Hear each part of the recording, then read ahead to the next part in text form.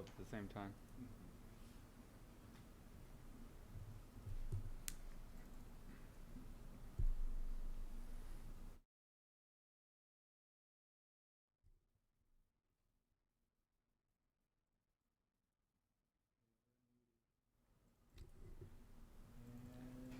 Start whenever you're ready. Thank you, sir. This time we'll call to order the meeting of June 21st, 2021. City Attorney, is there anything you'd like to say before we move to closed session? Yes, thank you, Mr. Mayor. If the City Council so moves, it will move into closed session to discuss the items agendized for closed session discussion, which are specifically item number 1, conference with the legal counsel, anticipated litigation, significant exposure to litigation pursuant to Government Code Section 54956.9B, and item number 2, 3 potential cases, and item number 2, conference with labor negotiators pursuant to Government Code Section 54957.6. Agency designated representative is the city manager. That's all, Mr. Mayor. Thank you, sir. Do we have any comments from the public? We don't have any on Zoom, right? Not Are we expecting them? yet. Okay. There are no speakers, Mr. Mayor. Thank you. Is there a motion? So moved. Is there a second? Second. Motion second. All in favor? Aye. Aye. Aye. Aye. Motion carries. We'll move on to closed session.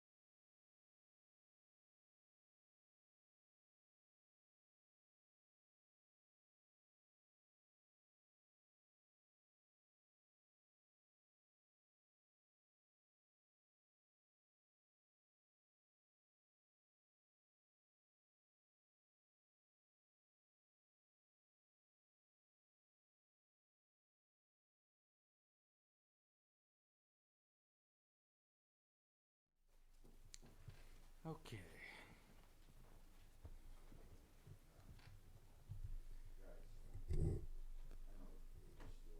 Guys all ready to go? Very good. This time we are going to resume the meeting of June 21st, 2021. Councilmember Burns, will you lead us in the Pledge of Allegiance? Thank you, Mayor. Ready, begin. I pledge allegiance to the flag of the United States of America and to the republic for which it stands, one nation, under God, indivisible, with liberty and justice for all. Thank you, sir. Roll call, please. Councilmember Perez, Here. Councilmember Burns, Here. Vice Mayor Resendez, Present. Mayor Velasquez. Here. City Manager Miller, Here. City Attorney Epperson, Here. Police Lieutenant Olson. Here. The agenda for the City of Hollister City Council regular meeting of June 21st, 2021 was posted on the bulletin board on June 16th, 2021 at 11:15 a.m. per Government Code Section 54954.2. Thank you very much. City Attorney, will you please report out from closed session? Thank you, Mr. Mayor. The report out of closed session is that the city council discussed in closed session those items agendized for closed session discussion as I read into the record before the city council moved to go into closed session. And direction was given to staff and negotiators. The city council adjourned from closed session at 6:49 p.m. That's all, Mr. Mayor. Thank you, sir. We're going to now move to the consent agenda. Are there any items council would like to pull? Mayor Velasquez, Yes, sir. I'd like to pull A4, A6, A7, and A8, although is it my understanding, City Manager, that you're gonna withdraw A8? We're going to request that A8 be withdrawn. Yes, please. Thank you. So if it's withdrawn, then I won't ask to pull it. Withdrawn. Okay. Any others from council? Can I request A15 be pulled? Be pulled or withdrawn? Just be Be pulled. Okay. Do we have any from the public? I didn't receive any requests, Mr. Mayor. Thank you. Is there a motion? I move that we adopt the consent agenda as presented by staff. There's a motion. Is there a second? Second. Motion second. All in favor? Aye. Aye. Aye. Motion carries. We'll now move to item A4. Thank you, Mayor. As it relates to the claim for damage, I just wanted to, I'm still trying to get an understanding of this, and so I've pulled these on a consistent basis to better understand the process, I believe. And so, in the past, the reason the claims have been denied has been specifically because the accident or the event didn't actually happen in the city of Hollister jurisdiction. Can I just get confirmation on the reason for this having been pulled, or not pulled, but denied, the recommendation the claim be denied? You want to answer that, or you want me to? Yeah, all of our claims, they always go to council to be denied so that they can go to the outside risk management to investigate. In some cases, they investigate and it's out of our jurisdiction, and then the risk manager will send them a letter saying this didn't occur in Hollister. But they said it's better if somebody files a claim to go through that process, even if we know it's outside of their jurisdiction. This one, I think, I can't remember the address, but this one might be one that's in the county. I don't remember. I believe But it's- regardless, it would go through the same process either way, is what I'm trying to say.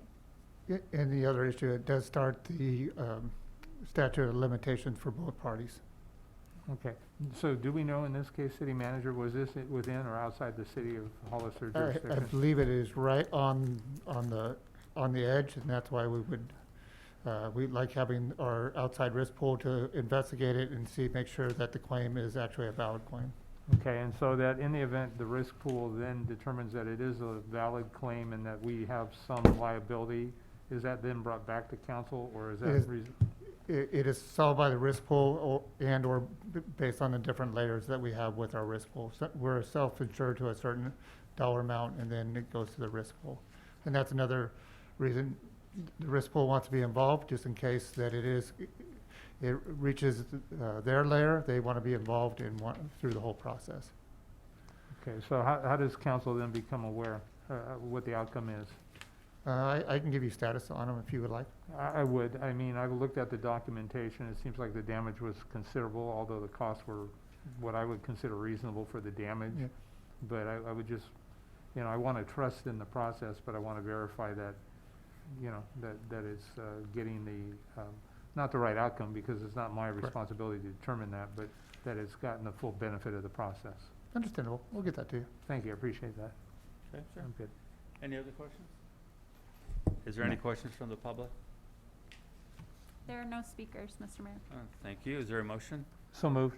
There's a motion. Is there a second? Second. Motion second. All in favor? Aye.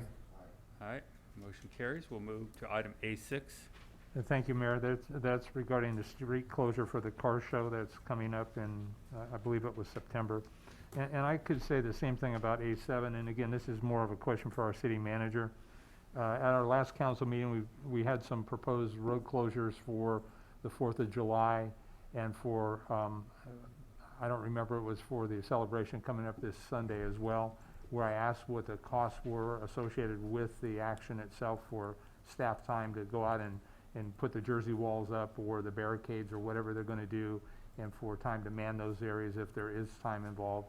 And I was told that we would have some numbers, and in this case, I didn't see numbers associated with these, with A6 or A7 and the cost for the car show or the Lights Out Parade.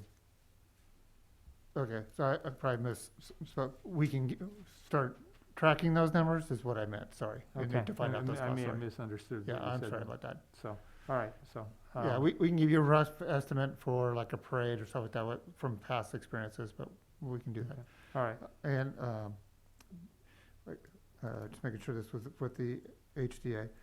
And then sometimes, I mean, because the HDA, we have funded them in the past, we have worked with them in the past to help them out with their fundraising activities. right, and I certainly am supportive and understand that, but it would be more helpful to understand what the true cost of the action or work is so that it can be properly framed. Thank you. I'm good, Mayor. Thank you. Any questions? So will those numbers be sent to all the council? Yes. Okay. Yeah, that's my policy, is to send it to all council members. All right. Do we have any questions from the public? There are no speakers, Mr. Mayor. Thank you. We will now, is there a motion? So moved. There's a motion. Is there a Second. motion second? All in favor? Aye. Yes. Aye. Aye. Motion carries. Now we'll move to item A7. Mayor, I'm satisfied with the city manager's response on A6, so I have no further questions. Thank you, sir. Thank you, sir. Do we have any speaker cards? There are no speakers, Mr. Mayor. Thank you. Is there a motion? So moved. There's a motion. Is there a second? Second. Motion second. All in favor? Aye. Aye. Aye. Motion Aye. carries. Item A8 was withdrawn in the original motion. We're going to now move to item A15. The city clerk. Okay, yes, thank you, Mr. Mayor. I requested to pull, resolution 2021-119, approving the proposed boundary of 390 West Street project for the annexation of territory into CFD number 5, annexation number 18. When the agenda software generated the packet, for whatever reason, it duplicated the staff report into the resolution body. We're not sure how that happened, but what we did was we printed copies, which each of you should have, of what the text was supposed to say for that resolution. We also have, we can pull it up on to the screen for the public as well. Might take a second, but I'm requesting that when council makes a motion on this, that they request to adopt the language that we're about to show up on the screen here in just a second.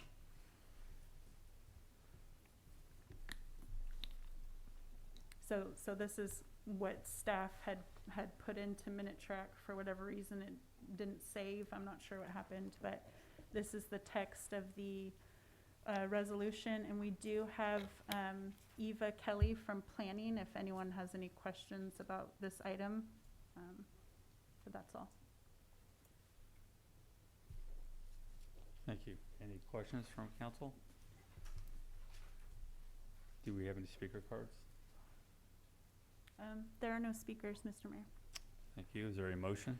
I move that we adopt consent item A15 with the language presented by staff, Mr. Mayor. There's a motion. Is there a second? Second. Motion and second. All in favor? Aye. Aye. Motion carries.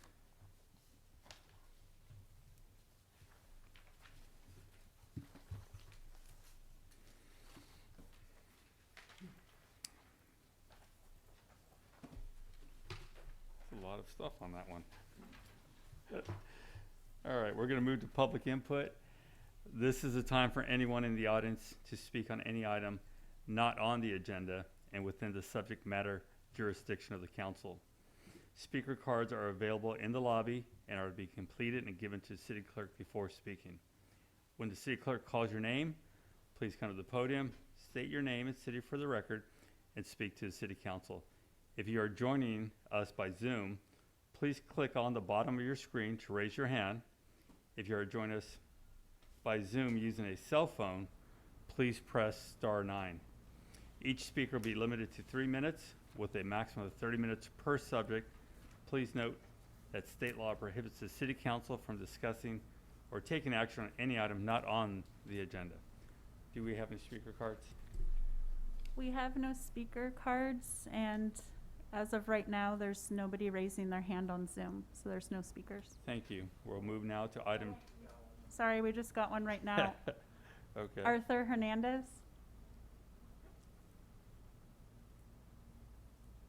Arthur, you can go ahead.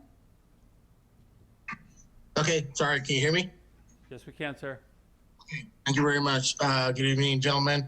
My name is Arthur Hernandez. I work for the City of Hollister Sanitation Department. Today we had a meeting with the union regarding the increase that we were talking about as far as what the city was proposing to give us. Cost of living and inflation went up 4% and almost 5%. And they're trying to give us 1.5%, which honestly is not enough for us. It's barely enough for us to try to make it what we have. And that's 3.5% less. So we're way below what we should be earning. I'm actually cross-trained. I do not only sanitation, but sometimes I do water and storm. And let me tell you, it's hard work. And for the people that work in the city, I feel that we do a lot. We're like the grunt workers. We're like the people that, work so hard for what we earn. And we honestly believe that we deserve more than 1.5%. And we honestly feel that the city council should take into consideration the hard work we do.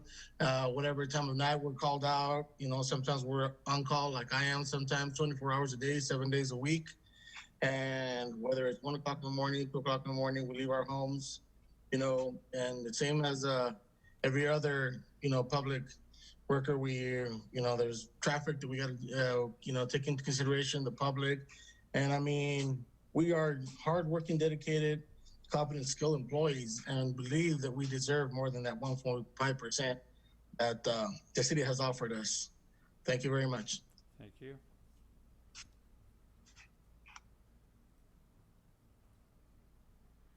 There are no more speakers. Thank you. We'll move now to item D1, City Manager's Report. Nothing to report at this time. Thank you, sir. We'll move to item D2. I will go ahead. Captain. Thank you. Just report a little bit on some trainings for Hollister PD. Obviously, over the last year, training's been rather difficult for the police department, so we've tried to find new ways to bring training in, keep our officers up to date. Recently, we just hosted a training that brought people in from all over the state for some advanced traffic investigation. Tentatively saved us thousands of dollars to bring that in because it allowed us to have our own people in the class. Something else we also did is we signed on with a new program called Police One Academy. It provides thousands and thousands of hours of online training to all of our officers whenever they need. There'll be mandatory trainings with that, but a lot of it is just for them, also for self-development. So we brought that in, and that's cost savings as well for our training budget. So officers won't have to go out, you know, to other areas or other trainings. They'll be able to get it in-house. So I just wanted to report on what we're doing with training here at the PD. Excellent. Thank Excellent you. update. Thank you. Any questions from council? All right. We're now going to move to item E1, public hearing.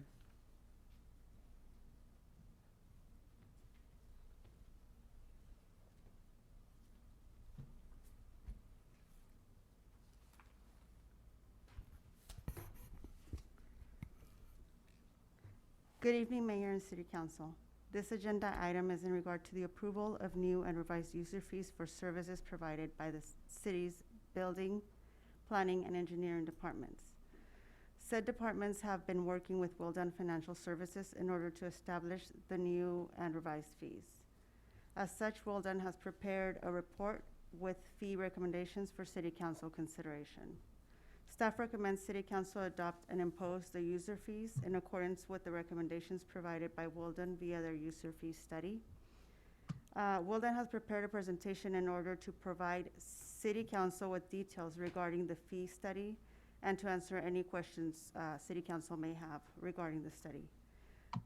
We have Wilden online to begin their presentation. Thank you. Thank you very much. I'm Tony Thrasher with Wilden. Everyone can hear me, right? Yes, we can, sir. All right. Thank you, Mayor and Council. So I have a copy here, so I will go through. So we hear page flipping. That's what I'm doing, just flipping through that presentation. So let's go ahead. And looks like it's sharing. Oh, even better.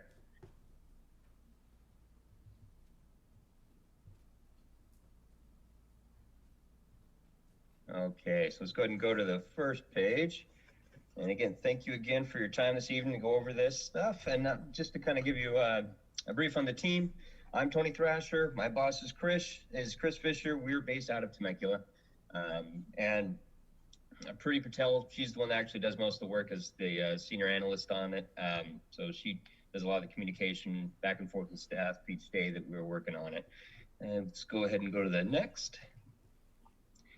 So we're here to talk about user fees, right? And so just to kind of give you a little background on user fees so that we can set them aside from other things.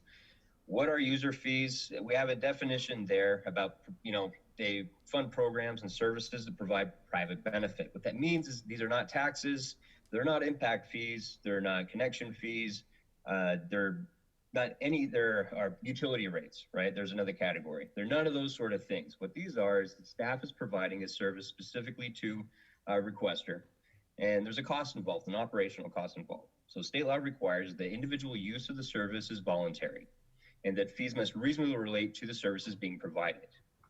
Okay, and so on the next slide, we'll start off with what that study is. So the study's primary goal is to determine what that reasonable full cost is for each and every service. As much as we can, we try to identify the cost of each service. You'll see there's an example where we don't do an individual fee calculation.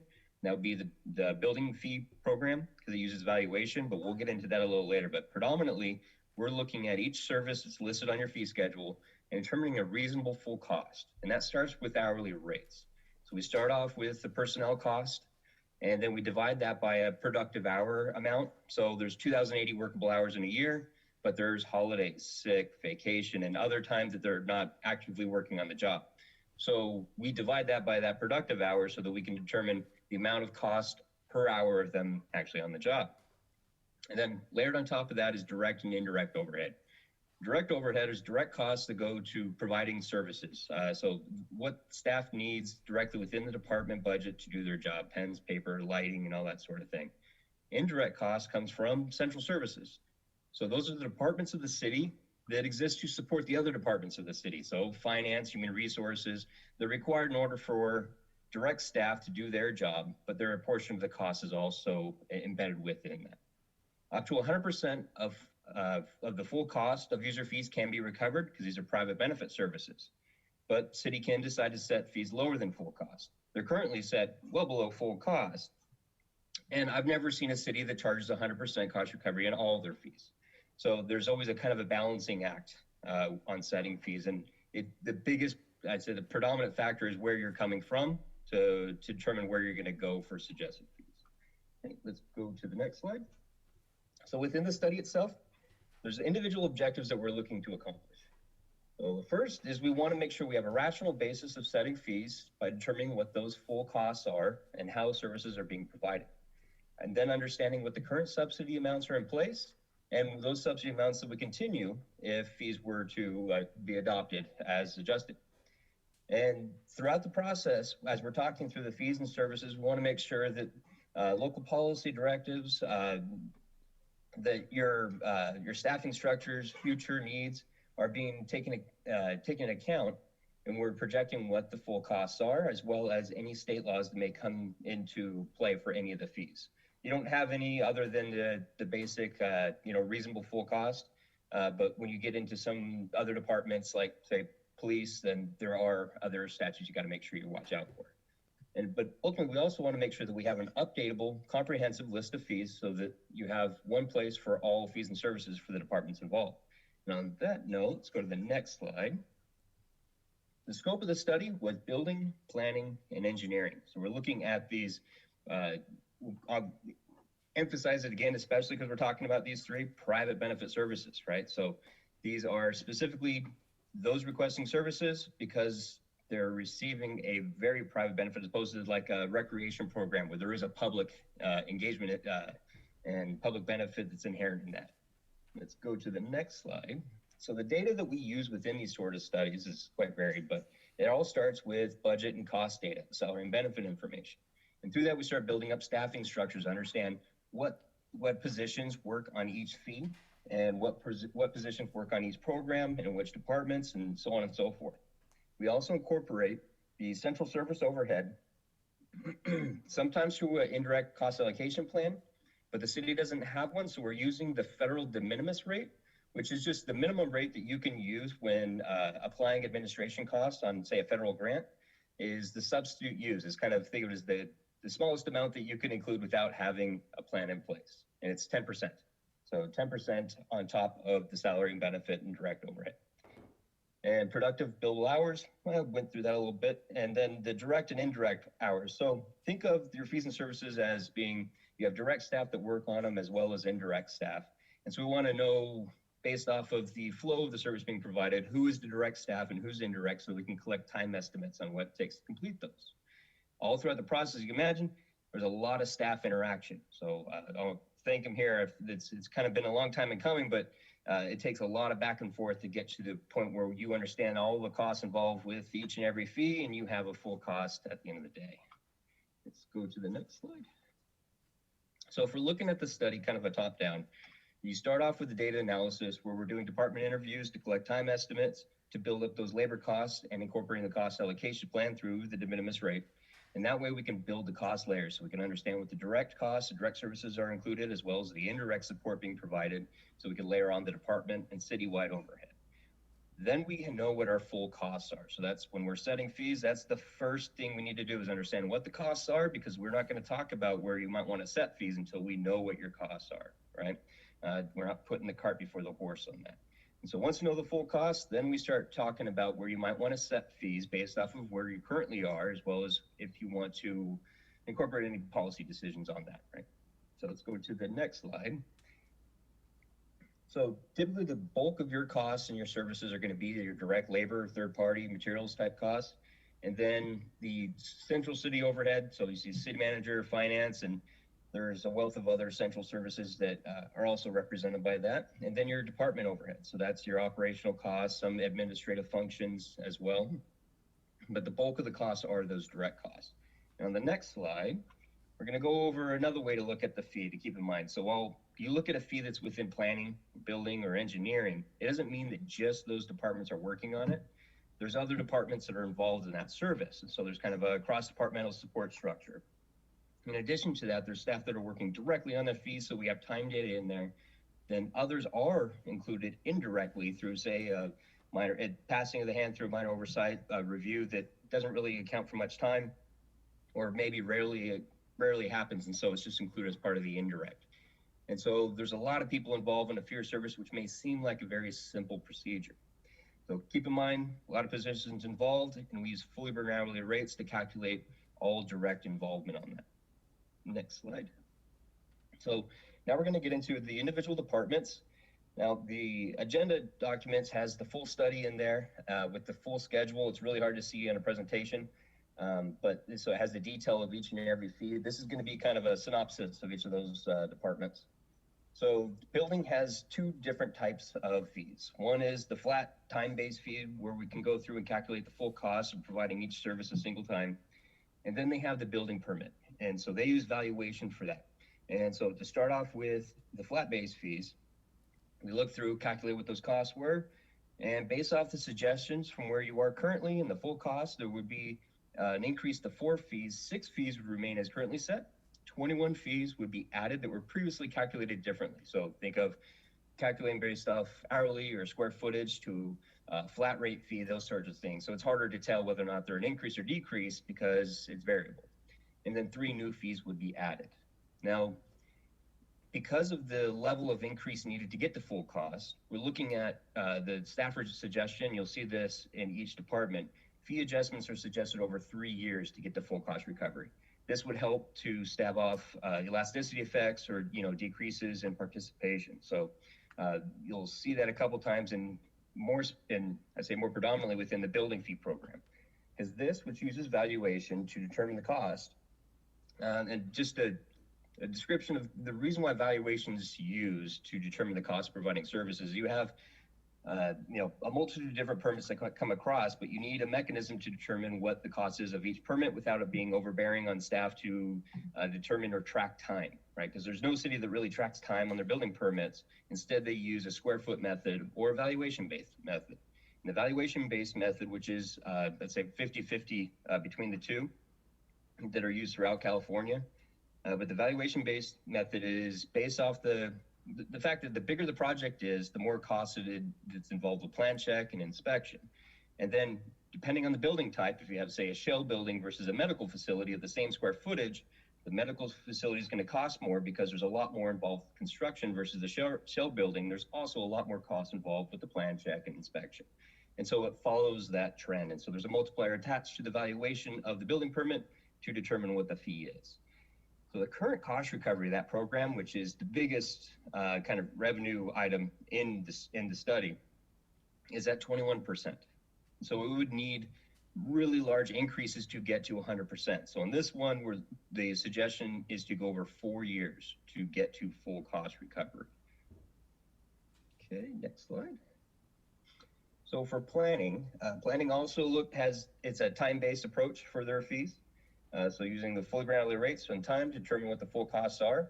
They also need pretty big increases to get the full cost. And so there would be an increase to 49 fees, a decrease to 4, 18 fees remain as currently set, and 1 fee would change from, would add a flat fee component to an existing percentage-based fee. So there's a portion of that fee that doesn't really change based off of project size. And so that piece is pulled out to be a flat-based fee.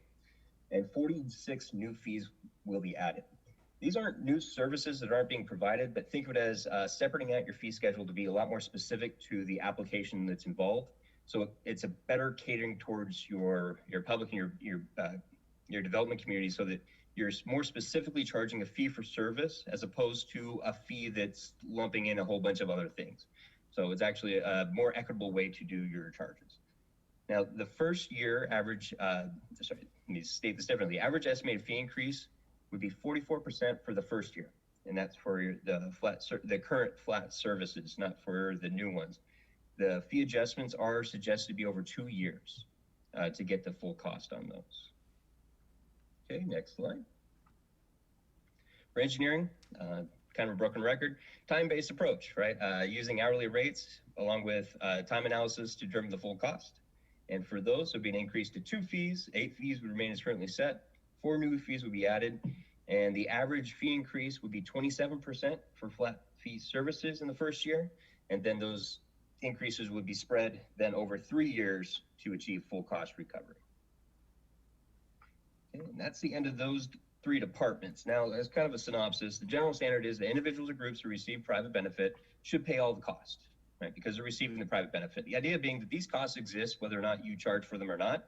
It is up to the city what they want to, or to, council publicly, and all you, exactly how much you want to charge for your services. You don't have to technically charge for it, but it hits your general fund regardless, right? So the idea being that if you're charging for the private benefit, then you have general funds available for other general benefit activities, right? So you can have events, you can have parks and rec and programs and those sorts of things.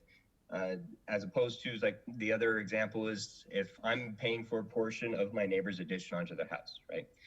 And then from the development community aspect is ensuring that you're getting full cost recovery for those activities rather than passing them on to your general fund that has to bear that impact.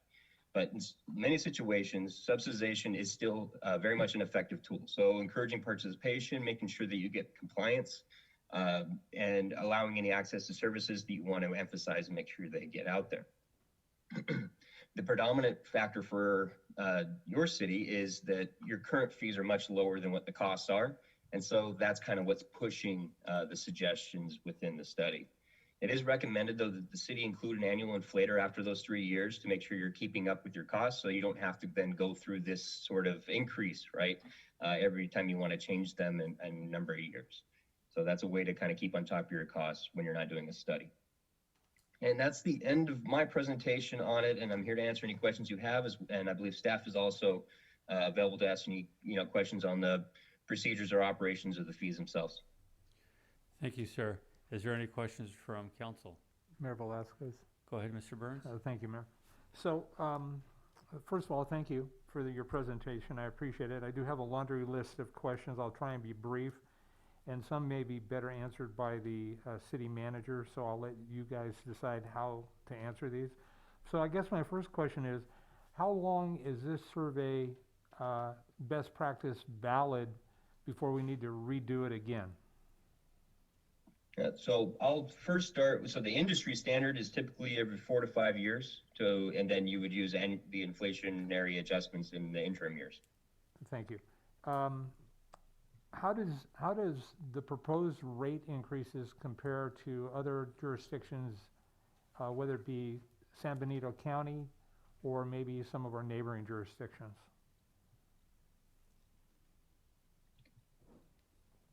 Let's say the comparison wasn't part of our scoped study, so I don't have any information on where you might be according to your closest neighbors. Mr. Mayor, Abraham Prado, Development Services. I can try to answer that question if that's okay. Thank you, Tony, for that. So we do have our current user fee schedule for development services, for example, planning division. And one of the typical services that we have is when somebody comes in for a minor subdivision or major subdivision, that being a subdivision of a parcel into 4 lots or less would be a minor subdivision. 5 lots or more would be a major subdivision. Just for comparison, for example, right now our current fee for a major subdivision is at $2,548 per application, and San Benito County has that fee currently at $10,000 and plus $169 per lot. We have the city of Morgan Hill, who has it at $7,754. And then we have the city of Gilroy, who has it at $13,995. And then they have an additional fee for per lot fee as well. So we have the list, like it's kind of throughout the fees. That's kind of the comparisons that we've seen. It's been a long time since we've actually done a full scale. I want to say it's been longer than the recommended 5 years that we've just done the general adjusted price index increase annually, and we haven't done a major overhaul in at least 5 years, is my understanding. So just to be clear, Mr. Prado, did I hear you say the city of Hollister is at about $2,500 and the county's at about $10,000? That is correct. Our current fee right now that we charge is $2,548. and then $32 per lot. And so that includes pre-application meetings. That includes the whole, as Mr. Trash was saying, that we have interagency communication. One that we do is a development review committee known as a DRC, where we have a representative from police, a representative from fire, from engineering, from public works. All that is included in our $2,548. Our hope is that now, for example, with the subdivision application now would eventually come up to $7,858, a little bit more reasonable in comparison to the work that we do.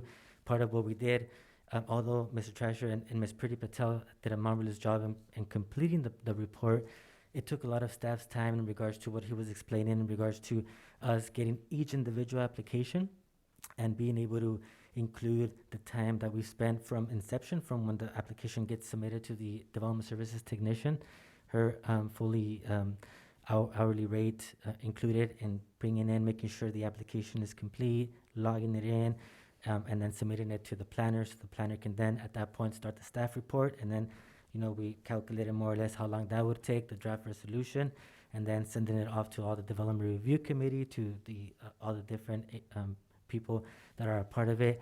And at the end of the day, we had a complete report for each application, and then we submitted that to Mr. Trash and to Ms. Patel, and then that's how they kind of got the report going. Thank you. So under the proposed increase, if it was approved by council, we would still be about $2,200 under the initial fee that the county charges?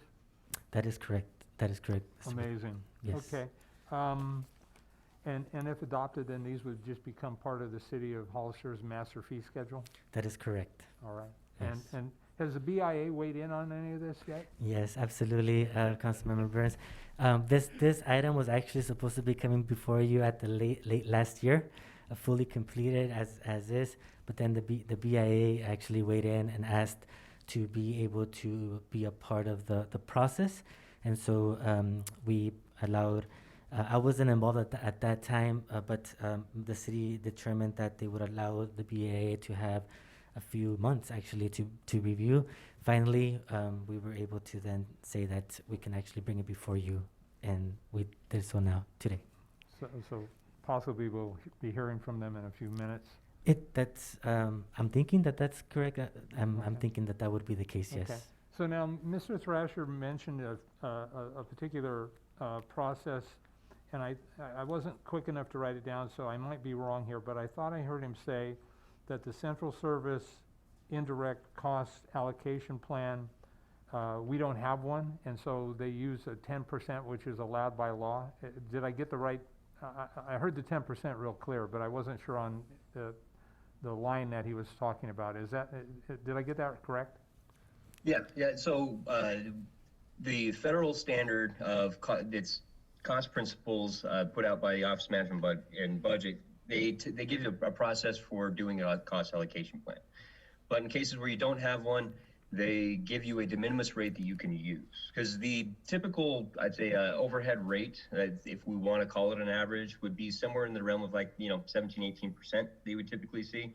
But if you don't go through the calculation of that, which would be it's a separate kind of study in itself, then the de minimis rate is a reasonable thing to use because it is a much more stringent federal standard. Thank you.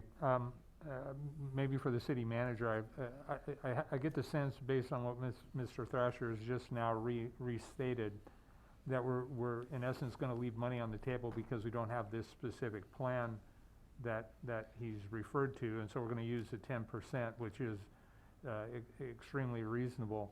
And I'm wondering if it wouldn't make sense for future fee studies to have that plan in place so that we don't leave that 7% or more on the table moving forward. And so just my thoughts in regards to that. Correct. Just to add, 10% is reasonable. To do a higher amount, you're going to have to get a study, which actually costs the city a dollar amount. We don't do enough grants that usually have an admin fee to have a higher amount, so that's why we haven't done it in the past. But we do charge our enterprise funds, and we have needed one for that, so we are planning on the next fiscal year to actually do one. Okay. How are the fire department's fees incorporated into this fee study? Because I know that they also do site plan review and they have considerable investment in what is built moving forward. Correct. That's where we talked about the budget, where we could actually piggyback off of Wildan and have them do a separate fee study for us for their fees. Okay, and so maybe then that leads to a nice segue for me. Thank you, City Manager. So if we piggyback for the fire department, I didn't hear any conversation about code enforcement fees, and so maybe we piggyback off the piggyback. Correct. And then we'll have a lot of piggies. But hopefully we'll have the fees, which are the most important part of the deal. And so that, because typically my experience has been that code enforcement is usually embedded in community development. Correct. Call it what you may. And I know we had some conversations about maybe relocating it to the fire, or to the police department. But either way, those fees are necessary so that, we're prepared and we're charging a fee. And my goal isn't to make money. My goal is for us to be as close to budget neutral as we possibly can. So with that in mind, one of the questions I had is, if this fee study is good for 4 to 5 years, is there a trigger mechanism that the city currently has so that we know in 4 years we budget the next year so that we can redo this? Because I'd like to be on the front end of this, because I'm not sure that I agree with a slower rollout where it's either going to be 2, 3, or 4 years to come up to speed, because in my simple mind, as we do that, we're already losing. We're never going to be current if we wait 4 years to implement the fees, because during that 4-year period, it's gone further forward. And I heard the idea of the annual inflator, but my presumption is that inflator kicks in once all the fees are implemented. So if it's a 4-year projection to roll this out, then we're going to lose out on that 4 years before we hit the 4th year. It just feels to me like we're just going to be behind the 8 ball on this thing. We already are. It's pretty clear to me based on what Mr. Prado has told me. What do we do to set or offset that? Because for me, again, I want to see us work hard to be budget neutral where we can, and these are not services that the city is going to make money on, but we shouldn't be supplementing that through our taxpayers. Yeah, no, we should be starting this process every 3 years so that you're finishing within 4 years. Because, yeah, a lot of things can change in that amount of time, in just the 3 years.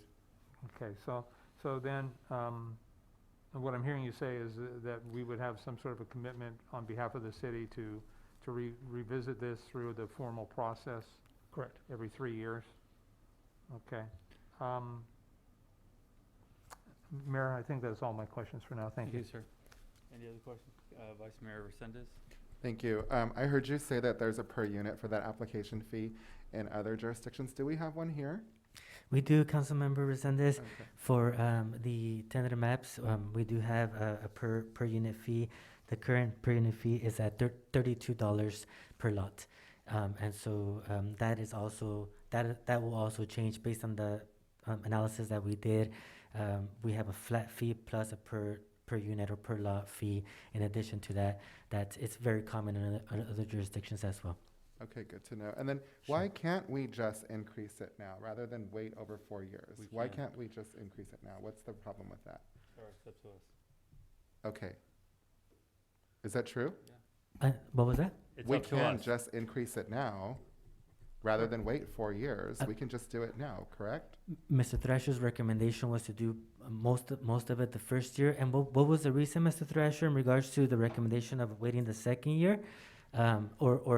Or like the council saying that it is up to them. Is that correct? It's entirely up to the council where you would want to adopt the fees. I believe so. The reason for drawing it out, I believe that happened through discussions with the BIA. So kind of through those discussions, rolled out implementation was, I don't know, I can't speak to, because I wasn't involved. I actually have found out that they had that meeting. So I don't know who was in on it, but maybe they could speak to that. Okay, if that's the case, then I would propose that we increase it today so that we're not playing this catch-up game. This has been a long time coming.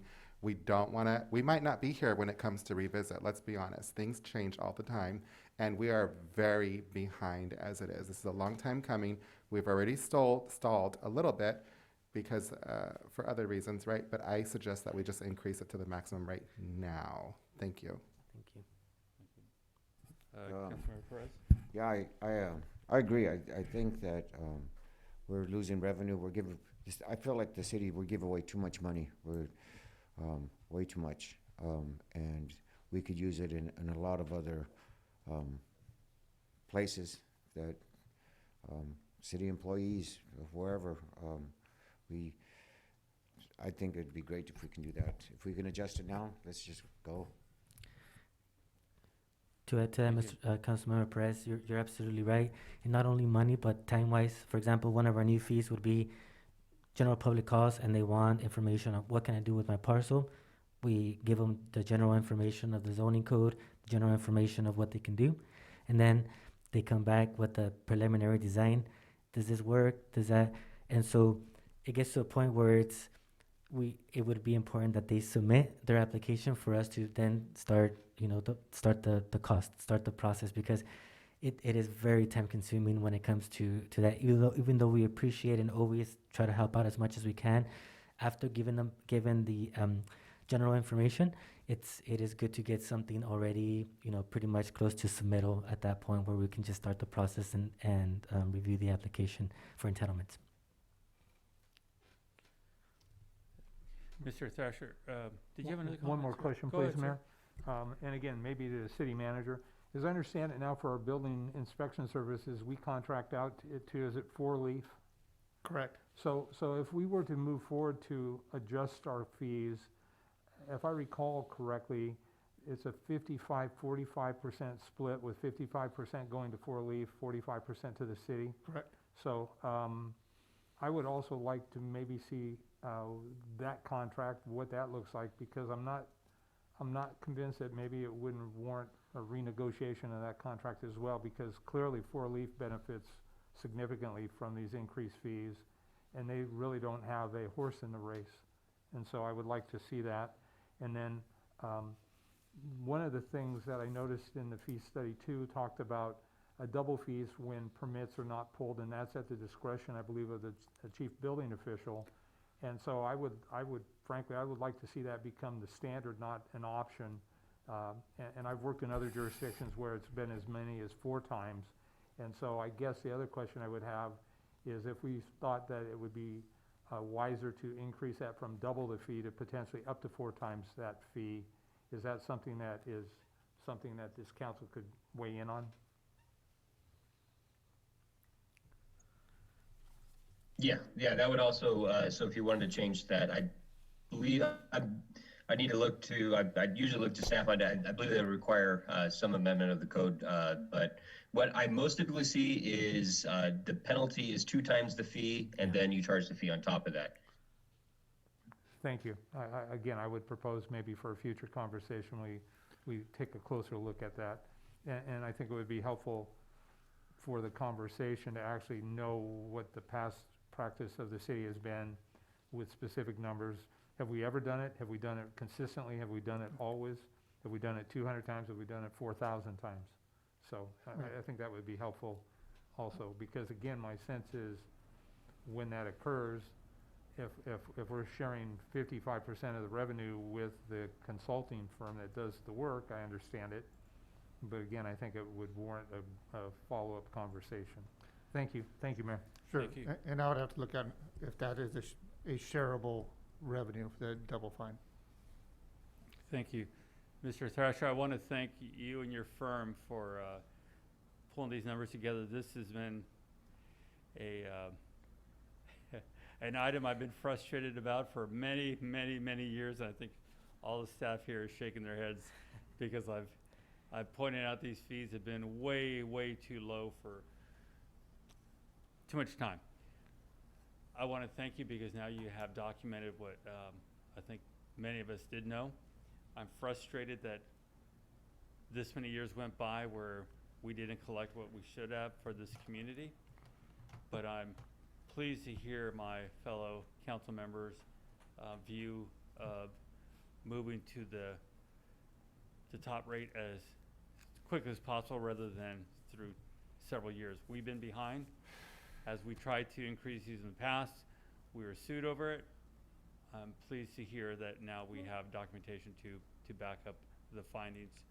And the reality is it's much higher than what we were thinking originally. So thank you again, and looking forward to looking at some of these other fees, because I'm not completely satisfied with some of the other impact fees I want to get to, and I think we're going I to have one more question, address that. if I too. may. Go ahead, Mr. Perez. So on your building, for the fee-based time-based analysis, you say we're currently at cost recovery of 21%. Do you have numbers with that, or is it just percentages? I'm just trying to wrap my head around some numbers here. Yeah. So on the numbers front, so the total cost of providing those services annually currently is around 1.5 million, right? But the current revenue that you've received for the past 5 years averages out to $300,000. Yep, Thank you. Yep. that's exactly. Well, I'm not going to go on. I'm just happy it's finally here tonight. And with that, I will open it to public hearing. Do we have any speakers? At this time, no one has their hands raised on Zoom, so there are no speakers. This time I will close the public hearing. Is there any other questions or comments from council? Mayor Velazquez, Tim Burns. Go ahead, sir. Thank you, Mayor. I would absolutely support the Vice Mayor's recommendation that we implement this as soon as legally we can. And that will conclude my comments, sir. Thank you. At the full rate? Yes, at the full rate. Thank you, sir. Is that a motion? Yes, I'd like to make that motion, Mayor. Thank you. There is a motion. Is there a second? I would second that, Mr. Mayor. There's a motion and a second. All in favor? All right. Aye. Aye. Aye. Motion carries 4-0. That felt good. How many years? We'll move now to item F1.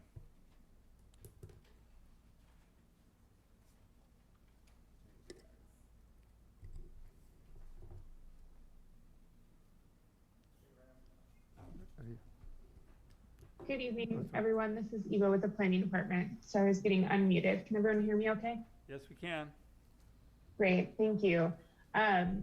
Item F1 is an initiation of pre-zone request for properties located at 120 Lab Lane. However, this morning, the City of Hollister Planning Department and the City Clerk's Office, we received an email from the applicant's representative, and he would like to attend the meeting when this item is discussed, but for some personal reasons, he wasn't able to attend tonight. So his request is to withdraw this item, and staff will work with him potentially to put this on as soon as the first meeting in August. But we would request to withdraw the item on the applicant's behalf, and then we will reschedule as he is personally able to attend the meeting in the future. Thank you. Any questions from council? I do have one. Go ahead, sir. Thank you. Eva or Mr. Prado, maybe you guys can answer this. I know we talked about this specific area and we were going to zone it for the general plan, and we'll probably get an update on it tomorrow, but do you remember what it was supposed to be zoned as? And yes, is it consistent with the application's request? Yes, so this application's request is under our current general plan, a request to rezone to low density residential. And as you mentioned, Councilmember Resendez, this is part of our special study area in our general plan update. And so there has been a recommendation so far from our GPAC and from the Planning Commission, and we will discuss this further, but it's to be medium density in the general plan update. Thank you. Thank you. Any other questions? Councilmember Burns? Thank you, Mayor. I would support staff's request, but I would like it to be moved to a date, a specific date in the future, not leave it open-ended at this point. I would like to see this move forward. Okay. Any other questions, comments? Do we have any speaker cards? There are no speakers, Mr. Mayor. Thank you. Is there a motion? I'll move that we withdraw resolution number 2021-122, Mr. Mayor. There's a motion. Is there a second? Second, Mayor, with a date specific if possible. So if you'd like to make a friendly amendment and Correct, Mayor. what the date, do you have a date in mind?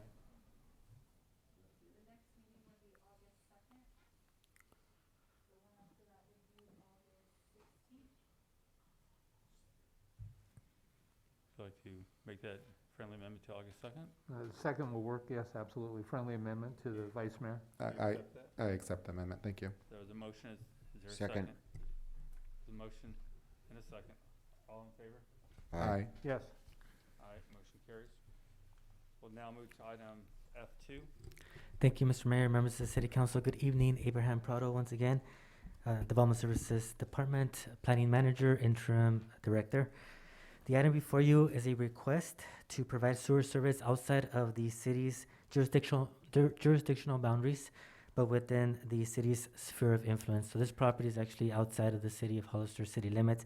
It is substantially surrounded by the city limits, though, and it would be for a sewer service for the property at 1520 Sunny Slope Road, further identified as San Benito County Assessor Parcel Number 020442015, and further identified as Sunny Slope Christian Center. The next slide here would show that the site currently has a 4,500 square foot youth chapel building, has a 1,746 residents parsonage for church provides it for the pastor. Daycare building of approximately 5,750 square feet, and a fellowship hall of 9,568 square feet, all within a site that is approximately 3.75 acres. At its regular meeting of December 18th, 2019, the County of San Benito Planning Commission adopted resolution number 2019-29, approving a 12,437 square foot sanctuary building at the site. The building has been approved and titled, but not yet built. And the entire resolution from the Planning Commission of the County of San Benito is included in Attachment B in your packet, and the actual plans for the sanctuary building are attached as Attachment C. Condition number 14B of the San Benito County Planning Commission resolution indicates that prior to final occupancy of the sanctuary building, essentially the building can be constructed, but actually prior to allowing people to actually be used, the applicant shall enter into a deferred improvement agreement to install curb, gutter, and sidewalk improvements along the site's frontage, and I quote, by means potentially including the county obtaining Pacific Gas and Electric Rural 20 funds. So as of now, this is a little bit of an outdated image, Google image, but the frontage along the Sunny Slope Christian Center does not have any sidewalk, curb, or gutter. There's existing overhead utilities on the site. It's the city's understanding that the County of San Benito is actually working on a Rule 20A underground utilities project, which contemplates the undergrounding of utilities along the frontage of the site along Sunny Slope Road, and contemplates include sidewalk along Sunny Slope Road between Clearview Road and between Beverly Drive. And this slide here is actually within your packets in Attachment D provided by the county. Annexation of the site at this time would actually prevent the county from pursuing the undergrounding of the frontage utilities and providing sidewalk improvements with the Rule 28 project, because if annexed, which would be usually our preference to have it annexed, but if annexed, it would not be the county's jurisdiction anymore, and they would not be able to continue to pursue the Rule 28 funds possibly to underground and to provide a sidewalk. So because if it is annexed, then it would be the city of Hollister's, within the city of Hollister's jurisdiction. Therefore, in consultation with the executive officer of LAFCO, it was recommended that instead of annexing at this time, have the applicant apply for an out-of-jurisdiction request for the city to provide sewer, but then have the applicant sign an agreement, which is actually attached in Exhibit A of the documents, basically indicating that once the city decides that the property should come into the city of Hollister annexed within its jurisdiction, that the property owner will not protest the annexation. The signed and notarized agreement is in Exhibit A of your packets as indicated, and the covenants in the agreement in Exhibit A run with the land and are binding upon the owner and successors. In addition, the site is currently being served by a septic system. The reduction of septic systems is a goal of the Hollister Urban Area Water and Wastewater Management Plan because it helps improve the health of the local aquifer. The approval of this service agreement is also to avoid the need of a new septic system or the need to expand the existing one. And so the removal of the existing septic system on the site can eliminate the potential for contamination of any groundwater. There is an existing 8-inch sanitary sewer main along Sunny Slope Road as indicated. That's actually our base map within the GIS. It's a little bit hard to see, but it's on. There's a green line on Sunny Slope Road, and I included the 8-inch sanitary sewer main where there's a potential of connection there. And also on Mesquite Drive, there is, to the north of the project site, there is also I believe it's a 6-inch sanitary main that if allowed and approved by the council this evening, eventually they'll go to LAFCO to get that approval, but LAFCO would like a recommendation from the city council, which is why we're here today. And they are gonna try to see if they can get an easement through the property at 1471 Mesquite to connect to the site. If not, they also have the other option on Sunny Slope Road. However, that may be the case, connection to the city sewer should meet all of the requirements of the city engineering department. And with this, staff recommends that the city council adopt a resolution authorizing the city to provide sewer service outside of its jurisdictional boundaries, but within the sphere of influence to the property located at 1520 Sunny Slope Road, identified as APN 020-442-015, further identified as Sunny Slope Christian Center, and direct staff to apply to the local agency formation commission, LAFCO, for services. I do want to say that the property is within the Sunny Slope County Water District, so they are getting water from Sunny Slope County Water. The services that they are requesting from the city today is only for sewer. Thank you. Are there any questions for staff? Thank you. Is there any questions from council? Mayor Velazquez? Go ahead, sir. Thank you. So, Mr. Prado, I just want to be clear, and I'm a little confused. They've agreed at some point in the future, if the city wants to annex them, and they're not going to oppose that. Did I hear that correctly? That is correct, Councilmember Tim, yes. And so, because the county is pursuing some funding source that they could put underground facilities in as opposed to overhead, that's really the advantage to us not annexing the property at this time, because if we did that, then those costs would either go back to the applicant or to the city? That is correct. That's absolutely correct, Councilmember Tim. And I heard you say that they were agreed and they would do a side letter about curb, sidewalk, and gutter. Did I hear that? The resolution that approved their sanctuary building with the County of San Benito, one of the conditions of approval actually was that they enter into a deferred improvement agreement with the county, essentially indicating that they did not have to do the frontage improvements at this time, but agree to a point of when they can do those frontage improvements. And so one of those options, per the resolution, indicated that they would work with the county to see if they can use Rule 20A funds. And currently the county, it is our understanding in the city that they are currently working on the possibility of being able to provide frontage improvements along the north side of Sunny Slope Road from Clearview Drive to Beverly Drive, the portion where mainly it's currently within the County of San Benito that doesn't have any sidewalk improvements. And so that's a county's Rule 20A. And if it's annexed at this time, because the preference from the city, our first dialogue with Bill Nicholson of LAFCO was, let's annex it, let's bring it in. But if we annex this site and bring it in at this point, that would eliminate that potential for the county to continue to pursue that partnership with Sunny Slope Christian Center to be able to underground the existing overhead utilities and provide sidewalk, curb, and gutter. And so therefore, In further consultation with Bill Nicholson, from executive officer from LAFCO, it was recommended that, and then with the applicant as well, that we provide an out of jurisdiction request for now, with the caveat that the Sunny Slope Christian Center would sign an agreement indicating that they would be okay with out of jurisdiction, and at the time that the city of Hollister were to want to annex them into the city's jurisdiction, that they would not protest the annexation, that they would just annex into the city. And if for some reason there is a different owner at that time, there's covenants in the agreement that indicate that it's binding with all successors. Thank you. I must say that my preference would always be annexation. Right.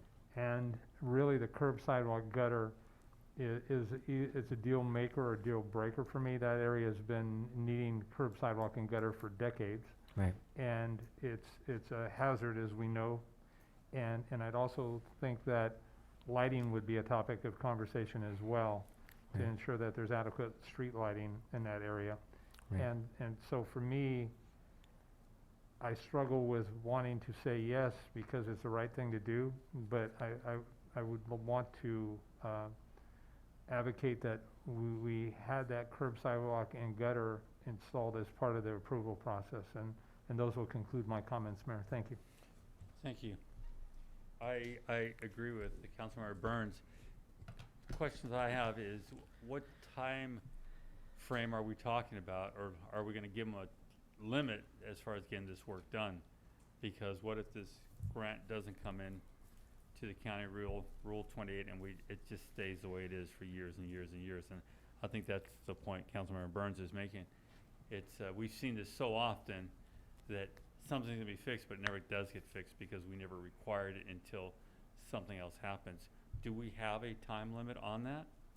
We do not have a time limit, Mr. Mayor. That's a really good question. And if it was within the city's jurisdiction, that's an automatic requirement from the city that they do sidewalk, curb, and gutter as part of their entitlement process. That's in our standard conditions, that entitlements require sidewalk, curb, and gutter. In this case, it was a project that went before the planning commission of the county. And so they indicated those two main things that kind of pop up on the resolution is, one, the property kind of going away from septic and connecting to the sewer, and two, the sidewalk, curb, and gutter improvements. And the condition indicates only that they do a deferred improvement prior to occupancy of the building, but does not necessarily indicate the exact time frame. We can definitely go back to the county and indicate that part of their agreements, their deferred improvement agreement, set a timeline. If the recommendation from the city council is 5 years, set a timeline that occurs. Their requirement, though, is to set that deferred improvement agreement prior to occupancy of the sanctuary building. I guess my question, just for clarity, is the county saying they would pay for the sidewalk improvement also, or the property owner would? Both. Yeah, my understanding right now is that the county is saying that they would be able to work with them in regards to the Rule 20A funds, and so that's where it's at right now in regards to the condition. The condition does indicate that they would have to go into an agreement. They haven't made that formally yet, but that was discussed amongst the property owner and the county. And what about CFDs? The communities facilities districts for this property,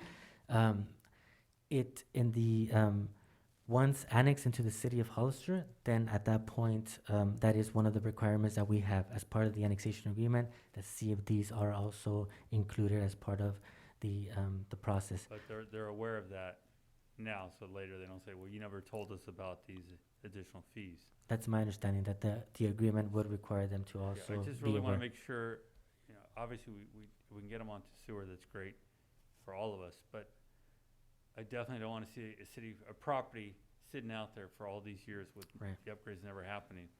And again, we've all seen this over time. I would prefer, as Councilmember Burns pointed out, to get started on a requirement to get started on that sidewalk portion of that as quickly as possible. I understand going underground with the lines might take more time. Right. And speaking of that, we have that requirement in our city, correct? We That no definitely more do. overhead. I mean, it has to go in. I know there's a couple that made some kind of exceptions, but we're not making those exceptions anymore, right? That is correct. No, Okay. yeah. Yeah, That, so if we can do that, I'd be in favor of doing this. I just want to make sure that we have that time so it doesn't sit out there. Those are my concerns. Yeah, Mayor, real quick, the Rule 20A, I mean, it's part of our fees for electricity, so this would be a PG&E project, so there could be possible delays with that too, but I know the county has applied for it, and I believe they were hoping that they would underground this within the next 1 or 2 years. Yeah, well, that is my concern, is Mhm. PG&E delaying Right. it for obvious reasons. But how do we get to this next point?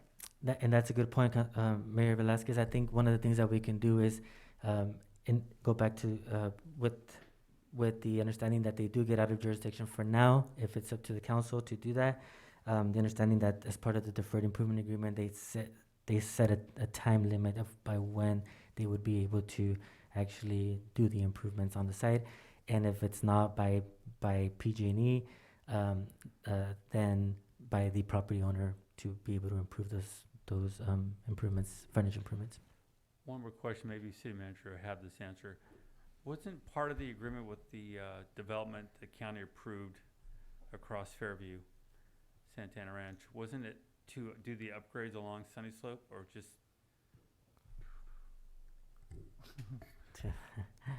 One or two, yeah. That was before my time, but do you know? Yeah, eventually Sunny Slope Road would be, and I was having a discussion with the city engineer as well. Sunny Slope Road is required to, at a point, be able to be an 84-foot wide, 2 road northbound, 2 road eastbound, 2 road westbound.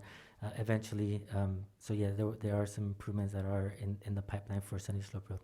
And I think for this council, it'd be helpful to understand what that is and what timeframes, again, because I'm sure Councilmember Burns gets this question a lot, being he represents this area. I know I get the question, Right. but where are the plans? What's the time frame? Right. So we can get started with this and the other projects. Do you have a question, Vice Mayor Resendez? Thank you, Mr. Mayor. I'm just wondering if we can make that part of our recommendation, if we can make an amendment when we adopt it, if we choose to adopt it, like not to exceed more than 5 years. That would be, from what I'm hearing, that would be a good recommendation to have that within that point, whether it be from county, PG&E, or the property owner, that the frontage improvement shall be improved to have sidewalk, curb and gutter, and undergrounding. So do you know how long this project is potentially going to take?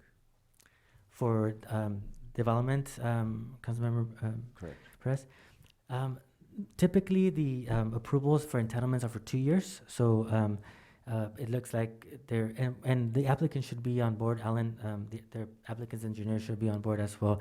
But typically within the first 2 years, they have everything to be able to start the actual building permit process, and then from there, that can take another year to 2 as well for the actual site improvements. So 5 years is plenty of time. Typically, yes. That is what we see for improvements on a set and architectural similar to. Well, we would process a set and architectural for this, and that's usually the time frame that we see. Yes. Thank you. Councilmember Burns? Thank you, Mayor. Mr. Prado, in the event this were to tank and we still wanted to move forward with curb, sidewalk, gutter, and lighting, is this something that either the American Rescue Plan would pay for or CDBG monies? For the American Rescue Plan, I don't believe so, because that would be infrastructure, unless it was for water or sewer or broadband. If we were doing one of those 3 things, then we probably could do something. CDBG, I don't believe that area would qualify for the demographics that's required for CDBG. Thank you, City Manager. Thank you, Mr. Prado. You're welcome. Thank you. Any other questions, comments? Do we have any speaker cards? We did have one speaker on Zoom with their hand raised, but it's a phone number.